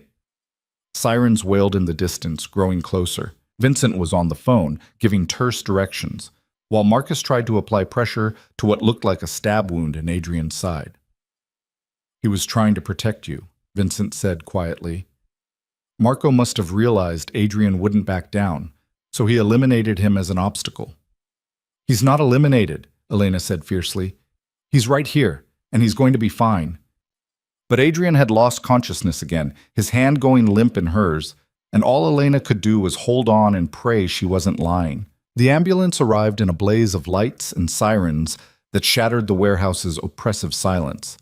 Paramedics swarmed around Adrian with efficient urgency, checking vitals, starting an IV, loading him onto a stretcher with movements so practiced they seemed almost choreographed. Elena stood frozen, her hand still extended where Adrian's had been moments before, his blood staining her fingers. "Ma'am, are you injured?" One of the paramedics was speaking to her, his voice cutting through the fog in her mind. "What? No, I'm fine." "You're covered in blood." Elena looked down and saw he was right, her jacket, her jeans, her hands all streaked with crimson. "It's not mine. It's his. Adrian's. Are you family?" The question stopped Elena cold. Was she? She'd known Adrian for less than 72 hours. He was a stranger who'd offered protection when her world collapsed. A dangerous man who'd made himself her shield against forces she barely understood. But family? "Yes," she heard herself say. "I'm with him." The paramedic nodded and gestured toward the ambulance. "Then you can ride along, but we need to move now." Elena climbed into the back of the ambulance, pressing herself against the wall to stay out of the way as the paramedics worked. Adrian lay strapped to the gurney, an oxygen mask over his face, his skin pale beneath the bruises and blood. One of the paramedics was cutting away his shirt to examine the stab wound in his side. "Punctured kidney, possible internal bleeding," the paramedic muttered to his partner. "We need to move fast." The ambulance lurched into motion, sirens wailing. Through the small window in the back door, Elena caught a glimpse of Vincent standing in the warehouse parking lot, his phone pressed to his ear, his expression grim. Then they were speeding through the city, traffic parting before them, and Elena could only sit and watch as strangers fought to keep Adrian alive. She'd never felt more useless in her life. "What's his name?" the paramedic asked without looking up from his work. "Adrian. Adrian Salvatore." "And yours?" "Elena Carter." "Well, Elena, I need you to stay calm and answer some questions. Does Adrian have any medical conditions we should know about? Allergies? Medications?" "I don't know." The admission felt like failure. "I don't know anything. We only met 2 days ago." The paramedic glanced up at that, surprise flickering across his face, but he didn't comment. "Do you know what happened? How he got these injuries?" "Someone stabbed him, beat him, left him to die in that warehouse." "Do you know who?" Elena hesitated. Marco Moretti had done this. She knew it with absolute certainty, even if Adrian's dying words were the only evidence she had. But saying Marco's name to a paramedic felt dangerous, like painting a target on her own back. "No," she lied. "I don't know." The rest of the ride passed in a blur of medical jargon Elena couldn't follow, and interventions that looked increasingly desperate. Adrian's blood pressure was dropping. His heart rate was erratic. The wound in his side wouldn't stop bleeding despite the pressure bandage. "Come on, Adrian," one paramedic muttered. "Stay with us." The hospital emerged from the darkness like a beacon. St. Catherine's Medical Center, one of the best trauma facilities in the city. The ambulance screeched to a halt at the emergency entrance, and suddenly there were more people, more voices. A trauma team in scrubs surrounding Adrian's gurney as they rushed him through automatic doors. 26 stab wounds to the torso, significant blood loss, BP dropping. The doors swung shut, cutting off the rest of the sentence, leaving Elena standing alone in the ambulance bay with blood on her hands and fear crushing her chest. A nurse appeared at her elbow. "Ma'am, are you injured?" "Everyone keeps asking me that." Elena's voice sounded strange to her own ears, flat, distant, like someone else was speaking. "I'm fine, it's not my blood." "Why don't you come inside anyway?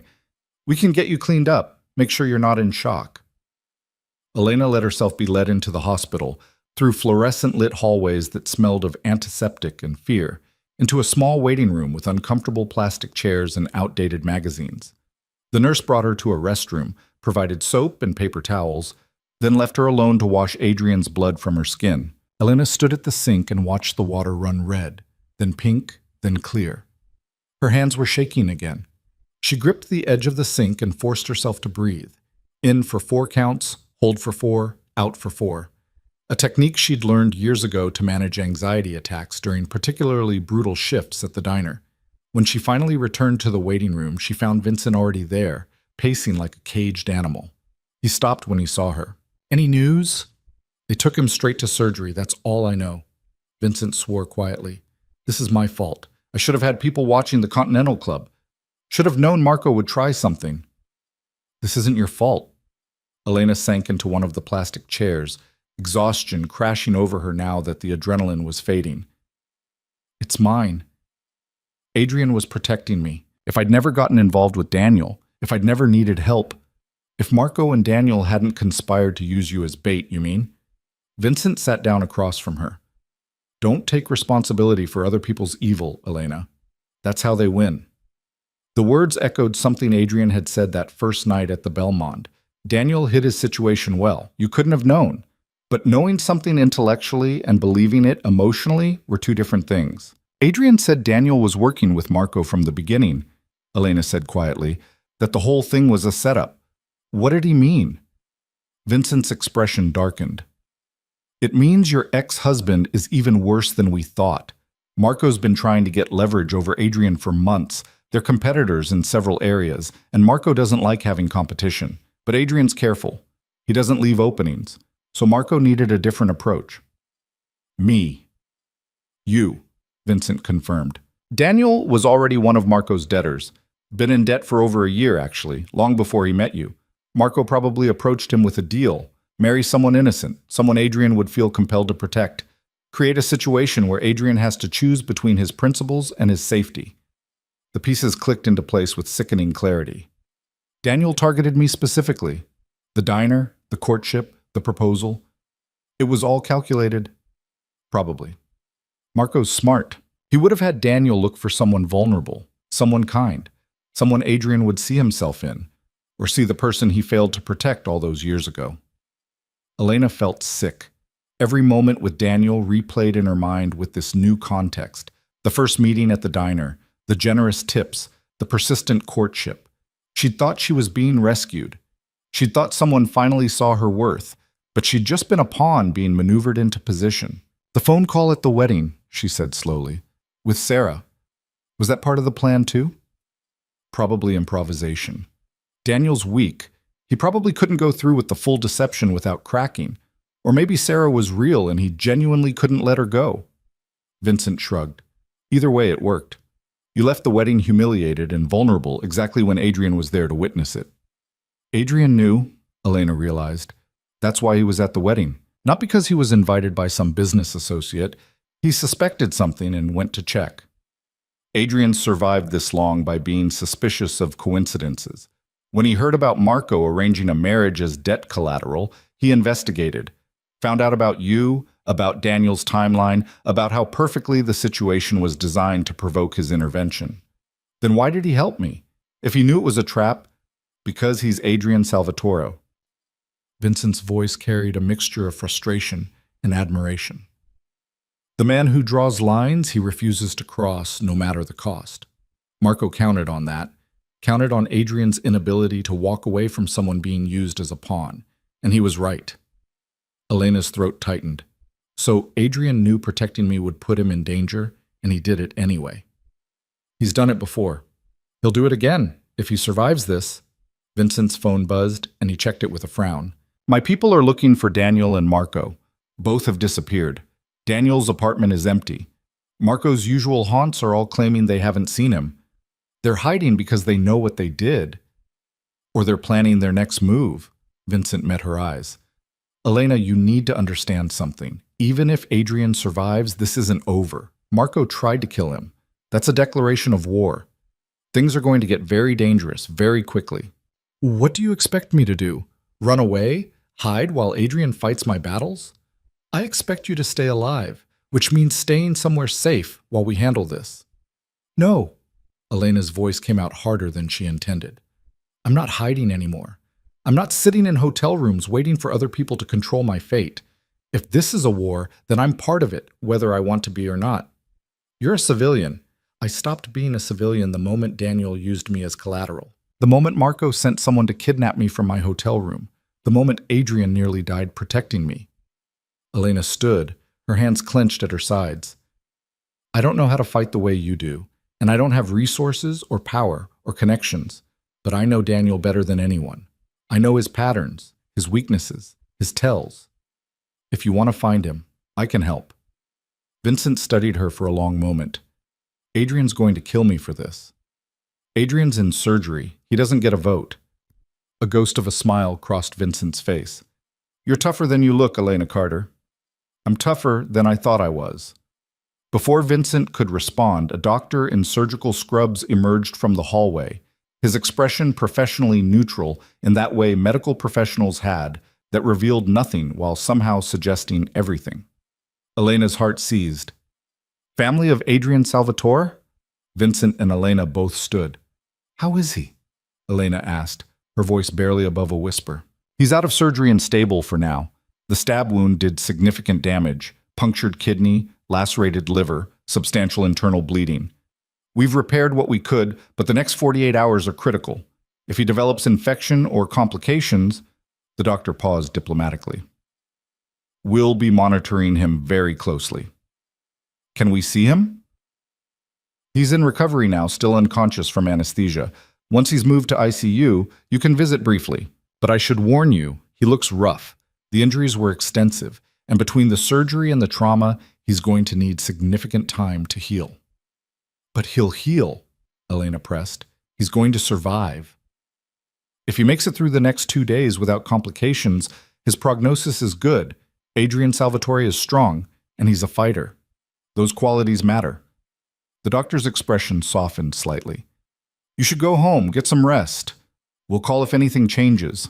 I'm not leaving, Elena said immediately. The doctor looked like he wanted to argue, but recognized the futility. There's a waiting area on the ICU floor, 3rd floor, East Wing. Someone will come get you when he's settled. He left, and Elena sank back into her chair, the tension that had been holding her upright suddenly releasing. Adrian was alive, stable. The words felt like a miracle.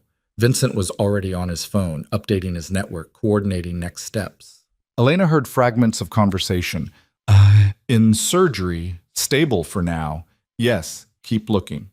I want eyes on both of them by midnight, but couldn't focus on the details. All she could think about was Adrian lying in that warehouse, bleeding and broken, using what might have been his last breaths to warn her about Daniel. Her phone buzzed. Unknown number. Elena almost ignored it, but something made her answer. Elena Carter? A woman's voice, young and frightened. Who is this? My name is Sarah. Sarah Martin. I'm Daniel's. I was Daniel's girlfriend. Before you. Elena's grip tightened on the phone. What do you want? To warn you. Sarah's voice was shaking. Daniel called me an hour ago. He's panicking because his plan fell apart. He said Marco promised him protection if he delivered you and Adrian, but now Adrian's in the hospital, and you're still free, and Marco's furious. Where's Daniel now? I don't know. He wouldn't tell me. But he's desperate, Elena. He said he's going to fix this. He said he knows how to get to you. How? Your mother. Elena's blood turned to ice. What about my mother? Daniel knows where she lives. He said if he can't use you as collateral for Marco, he'll use her instead. Force you to negotiate. He wouldn't, but Elena stopped because of course Daniel would. This was the man who'd married her as part of a criminal conspiracy, the man who'd worked with Marco to trap Adrian. Using her mother as leverage was perfectly consistent with everything Daniel had already done. When? Elena demanded. When is he going to do this? I don't know. Soon. He's desperate and scared and not thinking clearly. I thought you should know. I thought someone should warn you. Why? Why are you helping me? Sarah was quiet for a moment. Because I loved Daniel once. Or I thought I did. And when he called me from your wedding, crying about how he'd made a mistake, I thought maybe we could fix things. But hearing him now, hearing what he's become, her voice broke. This isn't the man I knew. This is someone who'll hurt anyone to save himself. You deserve to know what you're up against. The call ended before Elena could respond. Vincent? She turned to find him already watching her, his expression alert. Daniel's going after my mother. She explained Sarah's warning while Vincent listened with growing concern. By the time she finished, he was already making calls, mobilizing people, coordinating protection. Where does your mother live, he asked. Elena gave him the address, a small apartment in a quiet neighborhood on the city's south side. Catherine Carter lived alone, worked as a secretary at a law firm, and had no idea her daughter was currently sitting in a hospital because her ex-son-in-law had orchestrated an attempted murder. I'm sending 2 of my best people to watch her place, Vincent said. If Daniel shows up, they'll handle it. I need to go there myself. Elena, that's exactly what Daniel wants. He's using your mother as bait to draw you out. I know, but she's my mother, Vincent.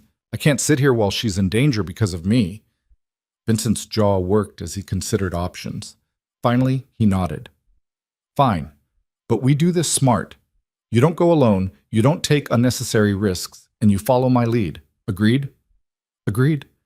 They left the hospital together, Elena pausing only to tell a nurse where she'd be in case Adrian's condition changed. The drive to her mother's apartment took 25 minutes through dark streets that felt more menacing now that Elena knew Daniel was out there somewhere, desperate and dangerous. Catherine's building was a modest 3-story walk-up in a neighborhood that straddled the line between working class and struggling. Elena had grown up here, knew every crack in the sidewalk, every neighbor's routine. The familiarity should have been comforting. Instead, it felt like exposing a vulnerability she'd tried to leave behind. Vincent parked half a block away and killed the engine. My people are already here, he said, nodding toward a dark sedan with 2 shadowy figures inside. They've been watching for the last 15 minutes. No sign of Daniel. Maybe Sarah was wrong. Maybe he's not coming. Or maybe he's already here. The words sent a chill down Elena's spine. They approached the building carefully, Vincent's hand resting on something concealed beneath his jacket that Elena tried not to think about too hard. The front door was supposed to lock automatically, but Elena knew the mechanism had been broken for months. It swung open at her touch. The stairwell was dimly lit and smelled of old carpet and other people's cooking. Elena climbed to the second floor with Vincent close behind, her heart hammering as they approached her mother's door. It was ajar. Vincent held up a hand, stopping Elena before she could rush forward. He drew his gun, there was no hiding it now, and pushed the door open slowly. Mrs. Carter, this is Vincent Russo, a friend of your daughter's. Are you home? No answer. They entered the apartment, Vincent leading, checking corners and doorways with practiced efficiency. The living room looked undisturbed. Familiar furniture, photos on the walls, the throw blanket Elena had given her mother last Christmas draped over the couch. The kitchen was empty, the bathroom clear. The bedroom door was closed. Vincent approached it carefully, tested the handle, pushed it open. Catherine Carter sat on the edge of her bed, her face pale, her hands clasped in her lap. Standing behind her with a gun pressed to her head was Daniel Brooks. Hello, Elena, Daniel said, his voice trembling but his grip on the gun steady. I'm so glad you could join us. We need to talk. Elena's world narrowed to the sight of that gun against her mother's temple, Daniel's finger on the trigger, the terror in Catherine's eyes. Vincent had his weapon raised, trained on Daniel, but the angle was wrong. Any shot risked hitting Catherine. Let her go, Daniel, Elena said, forcing her voice to stay calm. Whatever this is, it's between you and me. She has nothing to do with it. She has everything to do with it. Daniel's face was haggard, his eyes wild. She's the reason you'll cooperate. She's the leverage I need to fix this mess. What mess? The one you created by working with Marco Moretti? Daniel flinched. You don't understand. I didn't have a choice. I owed him money, so much money, and he said he'd kill me if I didn't pay. Then he offered me a deal. Marry someone he could use. Create a situation that would force Adrian Salvatore's hand. He promised if I cooperated, the debt would be forgiven. So you chose me. Targeted me specifically. You were perfect. Daniel's voice carried a note of hysteria. Struggling waitress, big heart, desperate for someone to notice her. You wanted to be rescued so badly you didn't question anything. The generous tips, the fancy dates, the quick proposal, you ate it all up because you wanted the fairy tale. The words hurt because they were true. Elena had wanted to believe Daniel was her way out of poverty and obscurity. She'd ignored the red flags because the alternative was admitting she was still invisible, still struggling, still alone. You used me, she said quietly, and it worked perfectly until you ruined everything by leaving the wedding. Daniel's grip on the gun tightened, making Catherine whimper. You were supposed to stay. Accept the humiliation. Be grateful when Adrian offered protection. Instead, you made a scene and now everything's falling apart. Adrian's in the hospital, Marco's furious, and I'm the one who's going to pay the price unless I fix this. How exactly do you plan to fix it? By giving Marco what he wants. You. In exchange for my debt being cleared and safe passage out of the city. Daniel's eyes were fever bright. He's waiting for my call. I deliver you to him, he lets me disappear, and everyone gets what they want. Except me. You'll survive. Marco just wants leverage over Adrian. As long as Adrian's alive, you're valuable. As long as you're valuable, Marco will keep you breathing. Vincent spoke for the first time since entering the room. You're making a mistake, Daniel. Put the gun down before this gets worse. It can't get worse, Daniel's voice cracked. Don't you understand? I'm already dead. If I don't give Marco what he wants, he'll kill me. If I run, he'll find me. This is my only option. You always have options, Elena said. You could turn yourself in, testify against Marco, enter witness protection, and spend the rest of my life looking over my shoulder, knowing Marco has people everywhere, knowing he never forgets, knowing eventually he'll get to me. Daniel shook his head violently. No, this is the only way.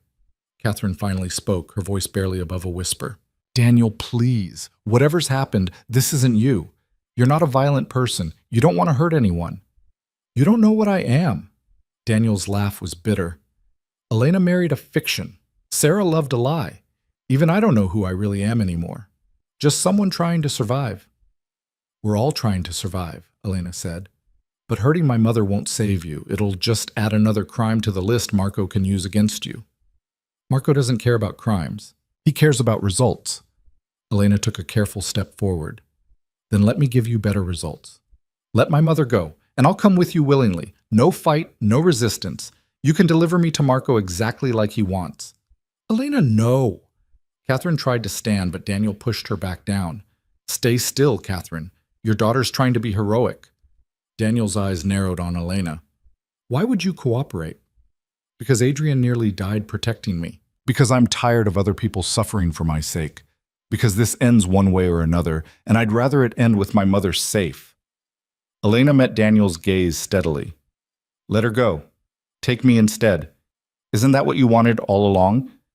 Daniel wavered, the gun trembling against Catherine's head. Elena could see him calculating, weighing options, trying to find the trap in her offer. Vincent puts his gun down first, Daniel said finally.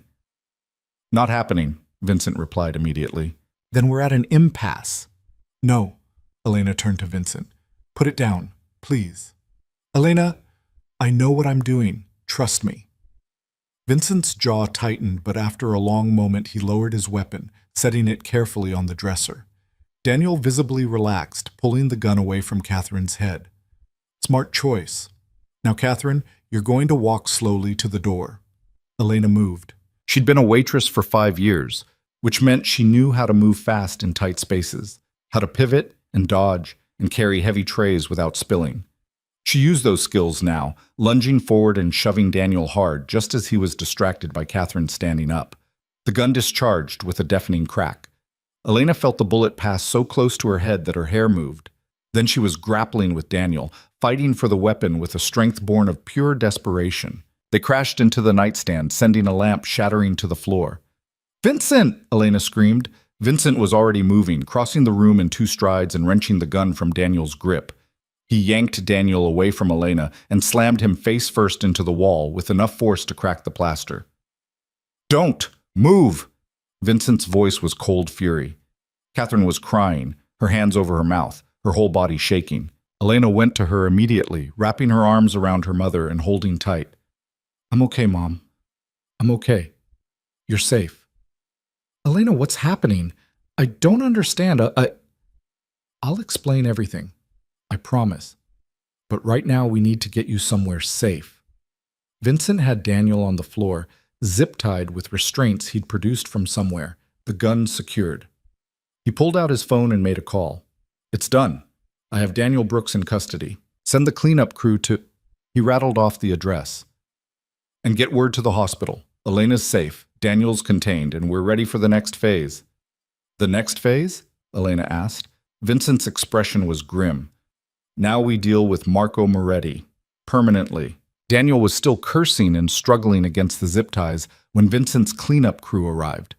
3 men in dark clothes who moved with military precision, sweeping the apartment, documenting the scene, and efficiently removing any evidence of what had just transpired. Elena watched them work while holding her mother, both of them sitting on the couch as Catherine trembled and tried to process what her daughter's life had become in the 72 hours since her wedding. "I don't understand," Catherine kept saying. "I don't understand any of this." "Mom, I need you to listen to me." Elena took her mother's hands, forcing herself to stay calm despite the adrenaline still coursing through her system. "Daniel wasn't who we thought he was. The marriage was a setup, part of a plan to trap me and use me against someone who's been protecting me. These people are helping me fix it, but you're in danger as long as you're here." "These people?" Catherine's voice rose with barely controlled panic. "Elena, they have guns. They're talking about cleanup crews and dealing with someone permanently. What have you gotten yourself into?" "Something I'm getting myself out of, but I need you to trust me." Elena squeezed her mother's hands. "Vincent is going to take you somewhere safe. Somewhere Marco Moretti can't find you. You'll stay there until this is over." "Marco Moretti?" Catherine's face went pale. "The crime boss? Oh, my stars, Elena. I know it's bad, but it's going to be okay. I promise." It was a promise Elena wasn't sure she could keep, but her mother needed to hear it. Catherine was a secretary at a law firm, a woman who paid her taxes on time and never broke rules, and believed the world operated on principles of fairness and justice. Learning that her daughter was caught in the middle of a gang war was probably the worst news she'd received since Elena's father died 8 years ago. Vincent finished his phone call and approached them. "Mrs. Carter, I have a safe house prepared. It's comfortable, secure, and staffed with people who'll make sure you have everything you need." "For how long?" Catherine asked. "Few days at most. Once we resolve the situation with Marco, you'll be able to return home." "Resolve." Catherine's laugh was slightly hysterical. "That's a polite way of saying something violent, isn't it?" Vincent's expression remained neutral. "That's a way of saying we're going to end the threat to your daughter's life. How we accomplish that depends on Marco's choices." 2 of Vincent's men were hauling Daniel to his feet, preparing to transport him somewhere Elena didn't want to think about too carefully. Daniel's face was bruised from where Vincent had slammed him into the wall, his expression a mixture of fear and defiance. "You think this solves anything?" Daniel spat at Elena. "Marco's still out there. He's still going to want what he's owed. Capturing me just makes him angrier." "Good," Elena said coldly. "I want him angry. I want him making mistakes, because when he does, we'll be ready." Daniel's laugh was bitter. "You have no idea what you're up against. Marco Moretti doesn't lose. He doesn't forgive. And he definitely doesn't forget. You're dead, Elena. You just don't know it yet." Vincent nodded to his men, who dragged Daniel toward the door. "We'll get him somewhere he can't cause more trouble. Then we'll use him as leverage." "Leverage for what?" Elena asked. "To draw Marco out. Make him show himself. Right now he's in the shadows, which gives him all the power. We need to force him into the light." Catherine made a small, distressed sound. Elena turned back to her mother, hating that she had to leave her, but knowing there was no other choice. "Mom, You need to go with Vincent's people. Please. I can't do what I need to do if I'm worried about your safety. What you need to do? Catherine gripped Elena's arms. What are you planning? To end this, once and for all. Elena, you can't. Catherine's voice broke. You're a waitress. You're my little girl. You don't belong in this world. I didn't belong in it 3 days ago, but I'm here now, and I can either run and hide and hope Marco eventually loses interest, or I can face him and make sure he never threatens anyone I care about again. Elena pulled her mother into a tight hug. I love you, Mom. I'll be safe. I'll be smart. And when this is over, we'll have coffee and pie, and I'll tell you everything.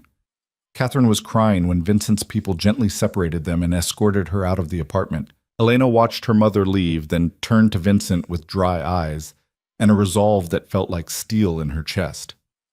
What's the plan? Vincent studied her face. You're sure you want to be part of this? There's still time to join your mother at the safe house. I'm sure. Then let's go see Adrian. He's awake now, and we need his input before we move against Marco. The drive back to St. Catherine's Medical Center felt surreal after everything that had happened. Elena kept replaying the moment Daniel had held a gun to her mother's head, kept feeling the phantom heat of the bullet that had passed inches from her skull. She should be terrified. She should be falling apart. Instead, she felt strangely calm, as if some switch had flipped in her brain and fear had been replaced by cold determination. The ICU was quiet when they arrived, visiting hours technically over, but Vincent's name apparently carrying enough weight to override the rules. A nurse led them to Adrian's room with a warning to keep the visit brief. Adrian looked exactly as rough as the doctor had predicted. His face was still bruised and swollen, his torso wrapped in bandages, tubes, and monitors surrounding the bed like electronic sentries. But his dark eyes were open and alert, tracking their entrance with obvious relief when he saw Elena. You're alive, he said, his voice rough from intubation during surgery. So are you. Elena moved to his bedside, carefully taking his hand. You scared me. The feeling's mutual. Vincent told me about your mother's apartment, about Daniel. Adrian's grip tightened slightly. You shouldn't have gone there. You should have stayed somewhere safe. Daniel was using my mother as bait. I wasn't going to hide while she was in danger. Brave and reckless. Adrian's mouth curved in something that might have been a smile if moving his face didn't obviously hurt. Remind me never to underestimate you. How are you feeling? Like I got stabbed and left to die in a warehouse, but alive, which is better than the alternative. Adrian's gaze shifted to Vincent. Fill me in. Where are we? Vincent provided a concise summary.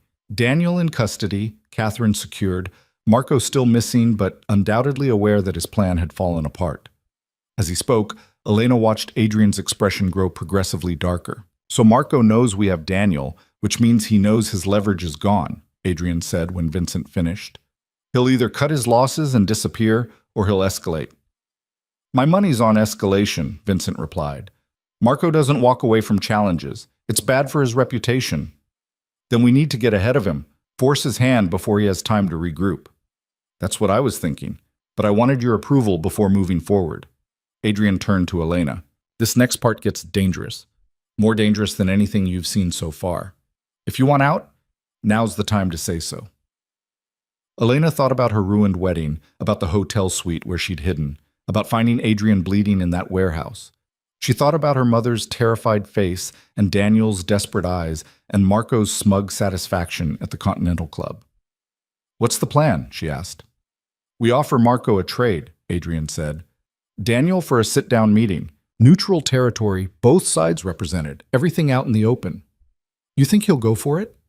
He'll go for it because refusing would make him look weak, and because he'll think it's an opportunity to finish what he started in that warehouse. Adrian's voice was cold. Marco wanted me dead. I survived. That's a problem for him that won't go away until one of us is eliminated. So you're using yourself as bait. We're using each other as bait. I want Marco in the open. He wants me vulnerable. The meeting gives us both what we want. And then what? Elena pressed. You confront him? Fight him? How does this end? Adrian and Vincent exchanged a look that made Elena's stomach tighten. There were layers to this plan they weren't sharing, calculations being made that she wasn't privy to. It ends with Marco understanding that coming after people under my protection has consequences, Adrian said finally. And with you being free to live your life without looking over your shoulder. What about you? Will you be free? I stopped being free the day I chose this life, but you still have a chance at normal, at safe. I intend to make sure you get it. The words should have been comforting. Instead, they felt like goodbye. A nurse appeared in the doorway, her expression apologetic but firm. I'm sorry, but visiting hours are over. Mr. Salvatore needs to rest. One more minute, Elena said. The nurse hesitated, then nodded and withdrew. Elena turned back to Adrian, still holding his hand. Don't do anything stupid trying to protect me. I'm not worth dying for. Yes, you are. Adrian's voice was quiet but absolute. Everyone's worth protecting from people like Marco. That's the line I draw, Elena. That's the principle I won't compromise. And if it costs me, then it costs me. Adrian, I've made my peace with it. You should too. He squeezed her hand gently. Now go. Let Vincent take you somewhere safe while we set this up. I'll send word when the meeting's arranged. Elena wanted to argue, wanted to insist on staying, but she recognized the dismissal for what it was. Adrian protecting her the only way he knew how, by keeping her at a distance from the violence he was planning. She left the hospital with Vincent, the night air cold against her face. The city stretched before them in a tapestry of lights that seemed to mock her with their normalcy. Somewhere out there, Marco Moretti was planning his next move. Somewhere out there, people were living ordinary lives completely unaware that a war was brewing in the shadows. Where are we going? Elena asked as Vincent started the car. One of Adrian's properties. Secure, comfortable, defensible. You'll stay there until the meeting with Marco. When will that be? Tomorrow night, if Marco accepts the terms. We'll use one of the old industrial buildings on the waterfront. Lots of exits, easy to secure, neutral enough that both sides will accept it. And you really think Marco will show up? He'll show up. The question is what he'll bring with him. Vincent navigated through traffic with practiced ease. Men like Marco don't operate alone. He'll have backup, insurance, contingency plans. We need to be ready for all of it. But they drove for 20 minutes, leaving the city center behind for a neighborhood Elena didn't recognize. Older buildings, quieter streets, the kind of area that had seen better days but still maintained a certain dignity. Vincent pulled up to a brownstone with ornate ironwork and flower boxes that suggested someone cared about its upkeep despite the neighborhood's decline. This is one of Adrian's first properties, Vincent explained as they climbed the front steps. He bought it 15 years ago when he was just starting out, renovated it himself, lived here until he could afford something better. Now he uses it as a safe house. Inside, the brownstone was surprisingly warm and welcoming. Hardwood floors, comfortable furniture, a kitchen that smelled faintly of coffee and cinnamon. A woman in her 50s appeared from the back, wiping her hands on a dish towel. Vincent, and you must be Elena. The woman's smile was kind. I'm Rosa. I manage this property for Adrian. He called ahead and asked me to make you comfortable. Thank you, Elena said, suddenly aware of how exhausted she was. The adrenaline that had sustained her through the confrontation with Daniel was fading, leaving behind a bone-deep weariness. There's a bedroom upstairs, second door on the right. Clean clothes in the closet. Adrian keeps a variety of sizes for emergencies. Kitchen's fully stocked if you're hungry, and there's security monitoring every entrance, so you're safe here. Rosa disappeared back into the kitchen, leaving Elena and Vincent in the foyer. Vincent's phone was already buzzing with messages, and he checked them with a frown. I need to coordinate with Adrian's people for tomorrow, he said. Will you be okay here? I'll be fine. Vincent hesitated. For what it's worth, you've handled yourself remarkably well. A lot of people would have fallen apart by now. Maybe I'm just good at delaying the breakdown until after the crisis. Or maybe you're stronger than you realized. Vincent moved toward the door. Get some rest. Tomorrow's going to be intense. After he left, Elena climbed the stairs to the second floor and found the bedroom Rosa had mentioned. It was simple but comfortable. A queen bed with soft linens, a dresser, a window overlooking the street below. Elena showered in the attached bathroom, washing away the last physical remnants of the day's violence, then dressed in borrowed clothes that were slightly too big but clean and soft. She should sleep. She knew she should sleep, but her mind wouldn't quiet, kept replaying the last 3 days in an endless loop. The wedding, Adrian's offer, the Belmont Hotel, finding Adrian in the warehouse, Daniel's gun against her mother's head. How had her life become this? Elena's phone buzzed with a text from an unknown number. She almost ignored it, but curiosity won. "This is Sarah Martin. I heard what happened with Daniel. I'm sorry for everything. He fooled us both." Elena stared at the message, unsure how to respond. Sarah had loved Daniel, or thought she had. She'd been used just as thoroughly as Elena, manipulated into being part of Daniel's cover story. In another life, they might have been allies instead of rivals. "Thank you for the warning about my mother," Elena typed back. "You probably saved her life. It was the least I could do. I hope this all ends well for you." The conversation felt surreal. Two women who'd both been deceived by the same man, offering each other cautious support across the wreckage of his lies. Elena set the phone aside and lay back on the bed, staring at the ceiling. Tomorrow, Adrian and Marco would meet. Tomorrow, this nightmare would either end or escalate into something worse. Tomorrow, Elena would find out if she could really escape the trap Daniel and Marco had built around her. But tonight, she was safe. Tonight, she could breathe. Sleep claimed her eventually, dreamless and deep. She woke to sunlight streaming through the window and the smell of breakfast cooking downstairs. Rosa had made eggs and toast and strong coffee that cut through the fog in Elena's head. They ate together at the kitchen table, Rosa making small talk about the weather and the neighborhood while carefully avoiding any mention of why Elena was hiding in Adrian's safe house. "You care about him," Rosa said finally, setting down her coffee cup. "About Adrian." Elena considered denying it, then decided against dishonesty. "I barely know him.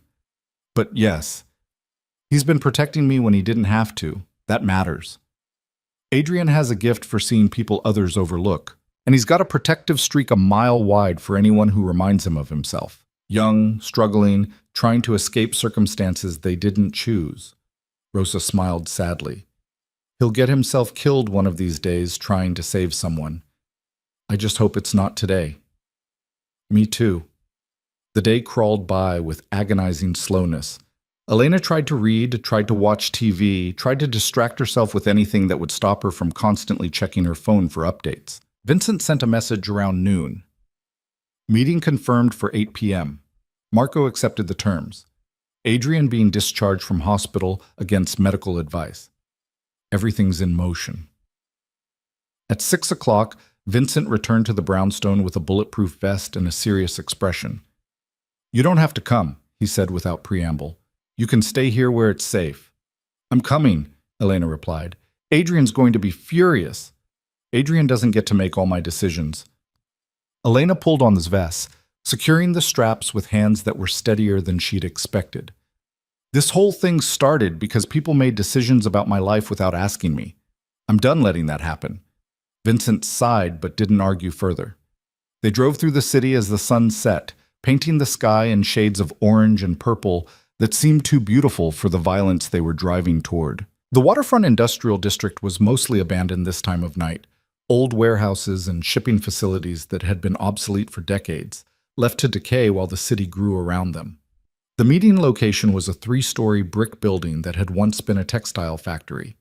Vincent parked a block away, and they walked the rest of the distance, Elena's heart pounding harder with each step. Other cars were already there. Expensive vehicles that belonged to men who could afford the best, but chose to meet in abandoned buildings instead of boardrooms. Adrian stood near the entrance, leaning heavily on a cane, but upright and alert despite the obvious pain moving caused him. His face was still bruised, and Elena could see him favoring his injured side, but his eyes were sharp, and his posture radiated the same controlled power she'd first noticed at her wedding reception. "You shouldn't be here," he said when he saw Elena. "Neither should you. You were just in surgery 12 hours ago." "This is my fight." "It's my fight too. Daniel used me. Marco threatened me. I've earned the right to see this through." Adrian looked like he wanted to argue, but Vincent cleared his throat. "They're here." 3 black SUVs pulled up, and Marco Moretti emerged from the middle vehicle, surrounded by 6 men in dark suits. He moved with the confidence of someone who believed he was untouchable. his expression calm as he approached the factory entrance. Adrian, Marco's voice was cordial, as if they were meeting for lunch instead of a confrontation that might end in bloodshed. I see you survived. How unfortunate. I'm hard to kill. You should remember that. I'll keep it in mind for next time. Marco's gaze shifted to Elena, his eyes cold and calculating. And Miss Carter, still alive and causing problems, I see. You should have accepted my offer when you had the chance. Things would have been much simpler. Simple for you, Elena replied. Devastating for me. I'll pass. Marco's smile was thin. Brave words. Let's see if you maintain that courage when you understand your situation. You have something of mine. Daniel Brooks. I want him back. Daniel's a federal witness now, Adrian said calmly. He's testifying about your loan operation, your extortion schemes, your attempt to murder me. The FBI has him in protective custody. He's not available for trade. The words were a lie. Daniel was actually in one of Vincent's secure locations, not federal custody, but it was a strategic lie designed to shift the power dynamic. Marco's expression darkened. You involved federal authorities? That's a mistake, Adrian. The mistake was trying to kill me over a territorial dispute. That crossed a line even you should have respected. You drew that line, not me.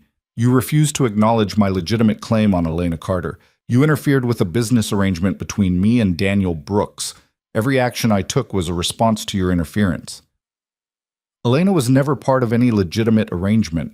She was a civilian you tried to use as a pawn. That's what I won't tolerate. Won't tolerate? Marco's voice rose. You don't get to dictate terms to me, Salvatore. I've been running this city since before you were old enough to shave. I don't need your permission or your approval for how I conduct business.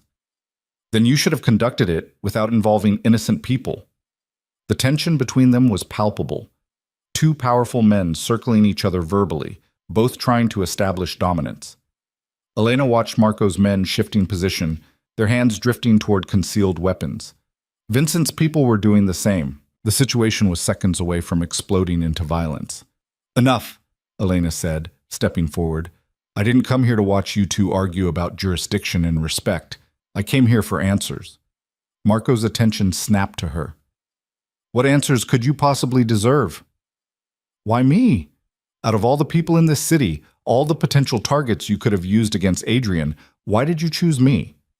Marco studied her for a long moment. Because you were perfect. Young, struggling, invisible to everyone except the people who needed to notice you. Daniel found you working double shifts at that pathetic diner, dreaming of a better life, desperate enough to overlook red flags. You wanted to be rescued so badly that you practically gift-wrapped yourself for my purposes. The casual cruelty in his voice was worse than any threat.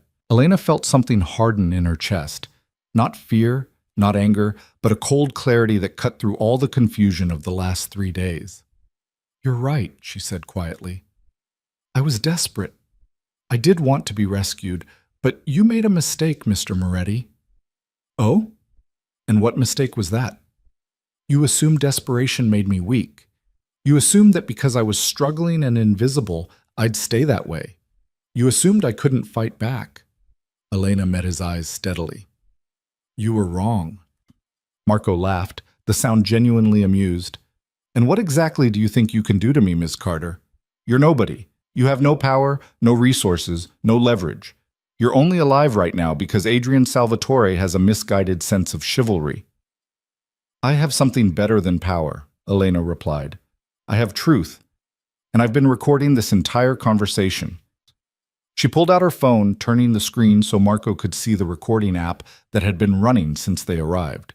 His expression went from amused to furious in the space of a heartbeat. You're bluffing. Am I? Elena pressed a button, and Marco's voice played back from the phone speaker. You should have accepted my offer when you had the chance. Things would have been much simpler. That proves nothing, Marco snarled. It proves you acknowledged trying to force me into an arrangement. It proves you're admitting to the extortion scheme Daniel described. It proves you just threatened me in front of multiple witnesses. Elena's hand was shaking, but her voice stayed steady. And it's already uploaded to cloud storage with instructions to forward it to federal authorities if anything happens to me, my mother, or Adrian. The silence that followed was absolute. Marco stared at Elena like he was seeing her for the first time, recalculating every assumption he'd made about the broke waitress who'd gotten tangled in his schemes. "You think that recording protects you?" Marco asked softly. "You think federal authorities will care about one more case against me that will never make it to trial?" "Maybe not. But I think it protects me from you killing me, because my death would trigger an investigation you can't afford right now." Elena took a step closer, ignoring Vincent's warning hand on her arm. "See, I did my research while hiding in Adrian's safe house. I know you're already under investigation for money laundering. I know the FBI's been building a case against your operations for 18 months. I know that one more piece of evidence connecting you to extortion and attempted murder might be the thing that finally makes charges stick." Marco's jaw tightened. "You're playing a dangerous game, little girl." "I'm playing the only game I have left. And here's how it ends. You leave me alone. You leave Adrian alone. You leave my mother alone. You take whatever losses Daniel's testimony causes and you move on. Because if you don't, that recording goes to the FBI along with everything else Daniel told them, and your entire operation comes crashing down. Daniel's a liar and a coward. No one will believe his testimony." "Maybe not. But combined with my recording, with the evidence of your attempt on Adrian's life, with the paper trail from your loan operation, it starts to add up. And even if it doesn't put you in prison, it puts enough heat on your operations that you'll spend the next 5 years looking over your shoulder." Elena could see the calculation in Marco's eyes, could see him weighing options and outcomes. This was a man who'd built an empire on fear and intimidation, and she was offering him a choice he wasn't used to making: accept a loss and walk away, or escalate and risk everything. "You're bluffing," Marco said again, but this time there was uncertainty in his voice. "Try me," Elena replied. "Come after me. Come after anyone I care about, and find out how much I'm bluffing." Adrian stepped forward, his presence a silent reinforcement of Elena's ultimatum. "She's given you a way out, Marco. I suggest you take it, because if you don't, I'll personally ensure that everything she threatened becomes reality. And unlike her, I won't limit myself to legal channels." The standoff stretched for what felt like hours, but was probably only seconds. Finally, Marco nodded slowly. "Fine. We're done here. Elena Carter, Adrian Salvatore, you've won this round. Congratulations." His voice dripped with venom. "But understand something. This isn't over. I don't forget. I don't forgive. And eventually everyone's luck runs out." "I'll take my chances," Elena said. Marco turned and walked back to his SUV, his men following. The vehicles pulled away, disappearing into the night, leaving Elena standing in the abandoned factory parking lot, with her heart pounding and her hands finally starting to shake now that the danger had passed. "That was incredibly stupid," Adrian said, but there was something like admiration in his voice, and incredibly brave. "I didn't know what else to do." He wasn't going to back down just because we threatened him with violence. He lives in violence. But the threat of legal consequences, of federal investigation, of losing control of his empire, that scared him. "You recorded the whole conversation?" Elena nodded. "Started recording the minute we arrived. I figured even if nothing came of the meeting, having evidence of Marco's threats might be useful later." Vincent was shaking his head in disbelief. "You played a mob boss, successfully. I'm not sure if I should be impressed or horrified." "Be both," Elena suggested, the shaking spreading from her hands to her whole body now that the adrenaline was fading. "I'm definitely both." Adrian wrapped an arm around her shoulders, carefully, mindful of his injuries, and guided her toward Vincent's car. "Let's get out of here before Marco changes his mind." The drive back to the brownstone passed in a blur. Elena's phone buzzed with a call from her mother, and she spent 20 minutes reassuring Catherine that yes, everything was fine, yes, she could come home now, yes, it was really over.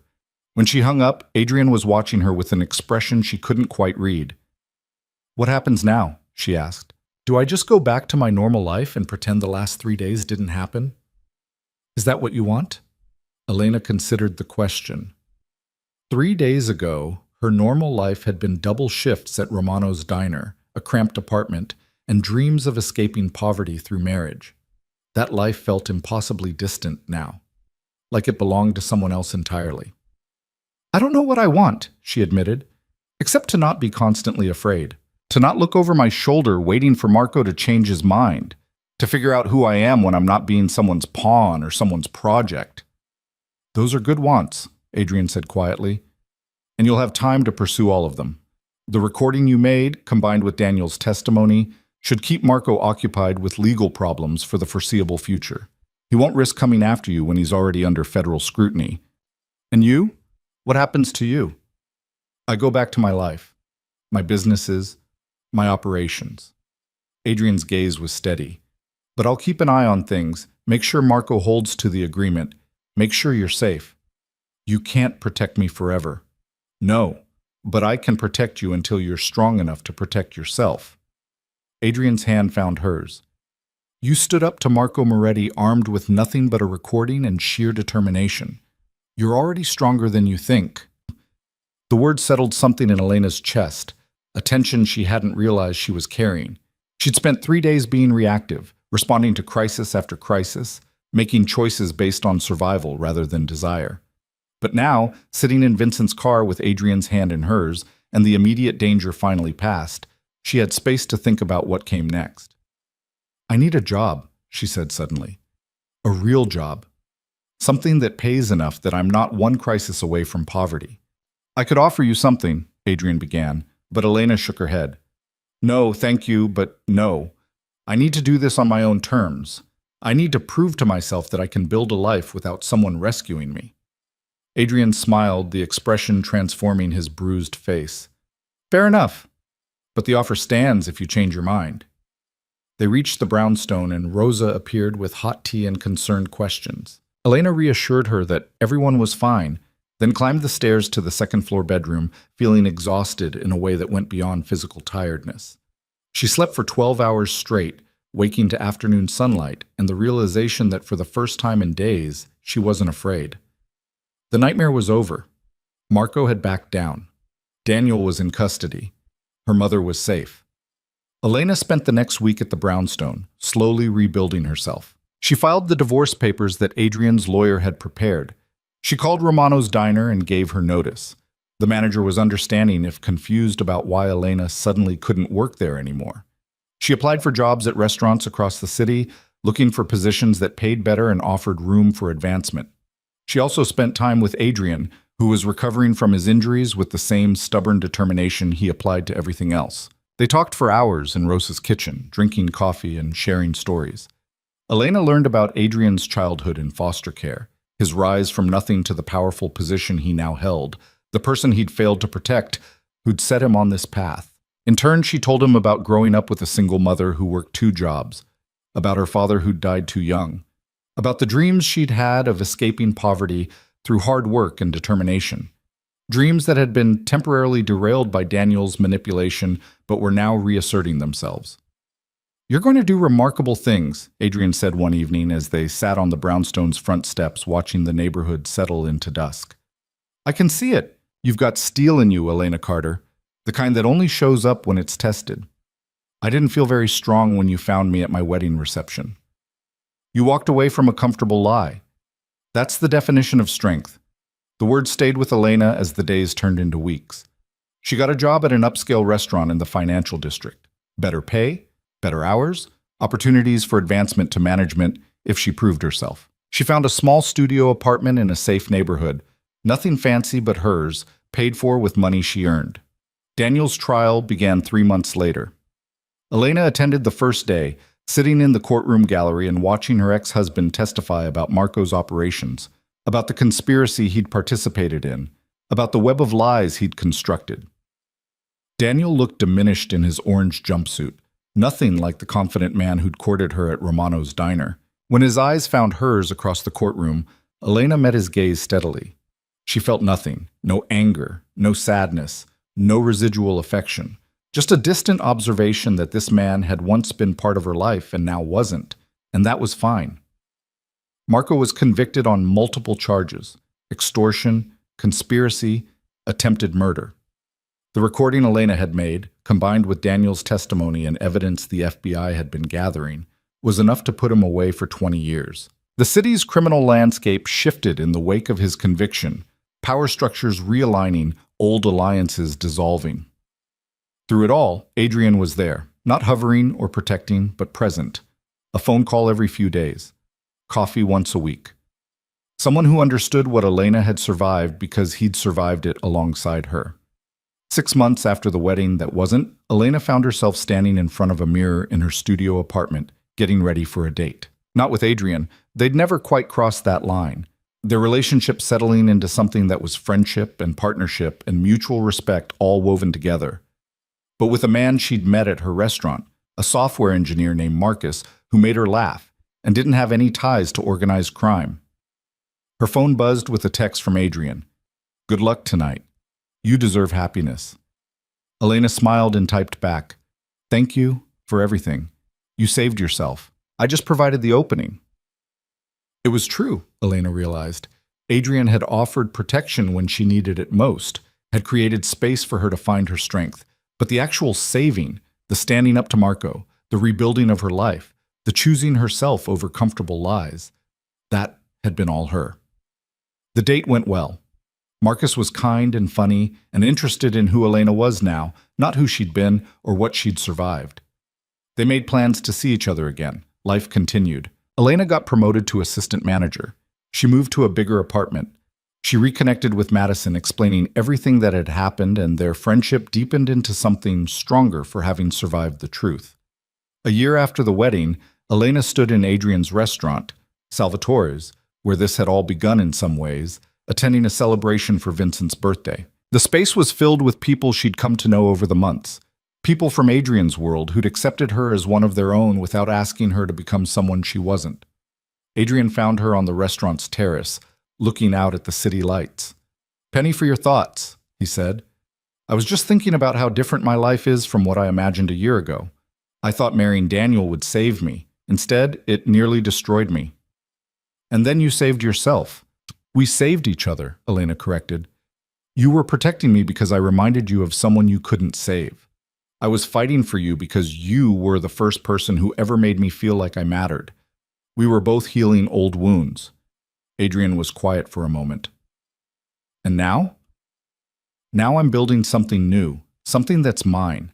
A life where I'm not invisible, and I'm not someone's pawn, and I'm not waiting to be rescued." Elena smiled. "It's terrifying and exhilarating and completely uncertain, and I love it. You're going to be fine, Elena Carter. Better than fine. So are you." They stood together on the terrace, two people who'd met in the wreckage of a wedding and had somehow found their way to solid ground. The city stretched before them, full of possibilities and second chances and futures that were theirs to write. Elena had lost a fake marriage and found something infinitely more valuable: herself, her strength, her voice, her ability to stand up and fight back when life tried to make her a victim. And standing there with Adrian, watching the city lights twinkle in the darkness, Elena realized that walking out of her wedding reception, the worst moment of her life, had actually been the moment everything changed. She'd lost a husband who never really loved her, but she'd found a life where she was finally truly seen, where she was valued not for what she could provide or who she could become, but for exactly who she was. And that was worth everything.